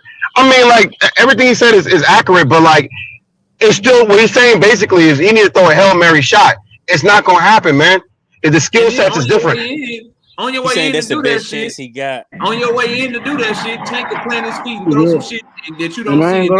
That's Frank Martin best chance of winning, because if he try Frank Martin, he's ass long range, he's ass. He runs in and Tank will see that shit and counter. He's gonna have to get the pit bulls on. So all the Frank fans talking about he on some different type of shit. I hope it's just coming forward and throwing caution to the wind and trying to wrestle this motherfucker and throw him down and shit. They say Frank used to wrestle. Nigga, you might want to bring that shit out. And let me say this right here for anybody who bet. When I watched that Wilder fight, Wilder versus Tyson Fury, his last few fights, and I seen him get hit and I seen him react to it, I was like, he gonna get stopped by your boy. And I put a few thousand on Zhang, and I won. And I'm gonna tell you this right here. After watching Frank fight the Russian guy, and I see him react, how he reacted, he might get stopped by Tank. So anybody who got bet 365, you want to bet Tank most punches landed. And I gotta run. And this is just something else. That's it. Do you really want to fight a happy Tank that just got out of jail, that's excited to be back, that's been working his ass off, that's like happy? Like, is that the motherfucker? Like, do you want to be the first opponent? Like, for real? Like, okay, bro. Good luck with that shit, man. That's all I can tell that boy, man. Good luck with that shit. You know so crazy? Tank, he didn't even call out Frank Frank Martin, he called out Tank, and he was the one talking about the sport. He was the one talking about the sport. So now, hey, Tank was given an option, and that's another thing. Tank was given 3 names, bro. And I talked to Kenny Ellis myself. Tank was given 3 names. He was given Pitbull, he was given Rayo, and he was given Frank. And that nigga chose Frank. He went for the hardest fight. So yeah, KO, I agree with you, but I'll say this. People are trashing Frank, but they don't realize that Tank is a special fighter, man. He's a generational fighter. I favor him to beat anybody right now from 135 on down. 140 is where he's going to have some issues, but he could still beat those guys. So don't say that Frank doesn't have any dog in him because Tank has more dog in him. No, that's a false comparison. That's a straw man. Both of them have dog, but you can certainly agree that Tank has more dog than Frank. But you keep on referencing the Artem Hartunian fight, but in the end, who won? In the end, Frank had Artem Hartunian running. He had his both eyes busted, looking like Chris Algieri against Ruslan Provodnikov. So when it push came to shove, Frank put his foot on the pedal on the metal and got the job done. In my opinion, he cannot do what Wilder did against Zhang and try to box Zhang. He's going to have to do what Danny Jacobs did against Triple G and surprise people and go in there, except for Danny Jacobs kind of was very he wasn't active in the first few rounds. Frank is going to have to be like KO said. He's going to have to go for broke in there against Tank because he's up against a generational fighter. He can't try to box with him like Wilder made the mistake of boxing with Zhang and like Canelo tried to box with Floyd. He's going to have to go all out because we do know Tank is a generational fighter. He's better than anybody in that division. And let's not discount Frank because he's been matched very tough. He's been matched tougher than Shakur Stevenson. He's been matched very tough, and he deserves this opportunity. And Tank chose the best opponent that he could because KO is right. Of the hardest fights he could choose, of those 3, he chose Frank. Yeah, look, y'all, I appreciate everybody pulling up, man. It's 10:30. I got to run. Salute to the chat. Salute to Miss KO, everybody in the super chat, everybody that joined the panel. I'll be live back on Wednesday night at 7:30. Y'all boys be easy. Have a good night. I'll see y'all soon, man. We out of here, y'all. Peace. Y'all stay safe.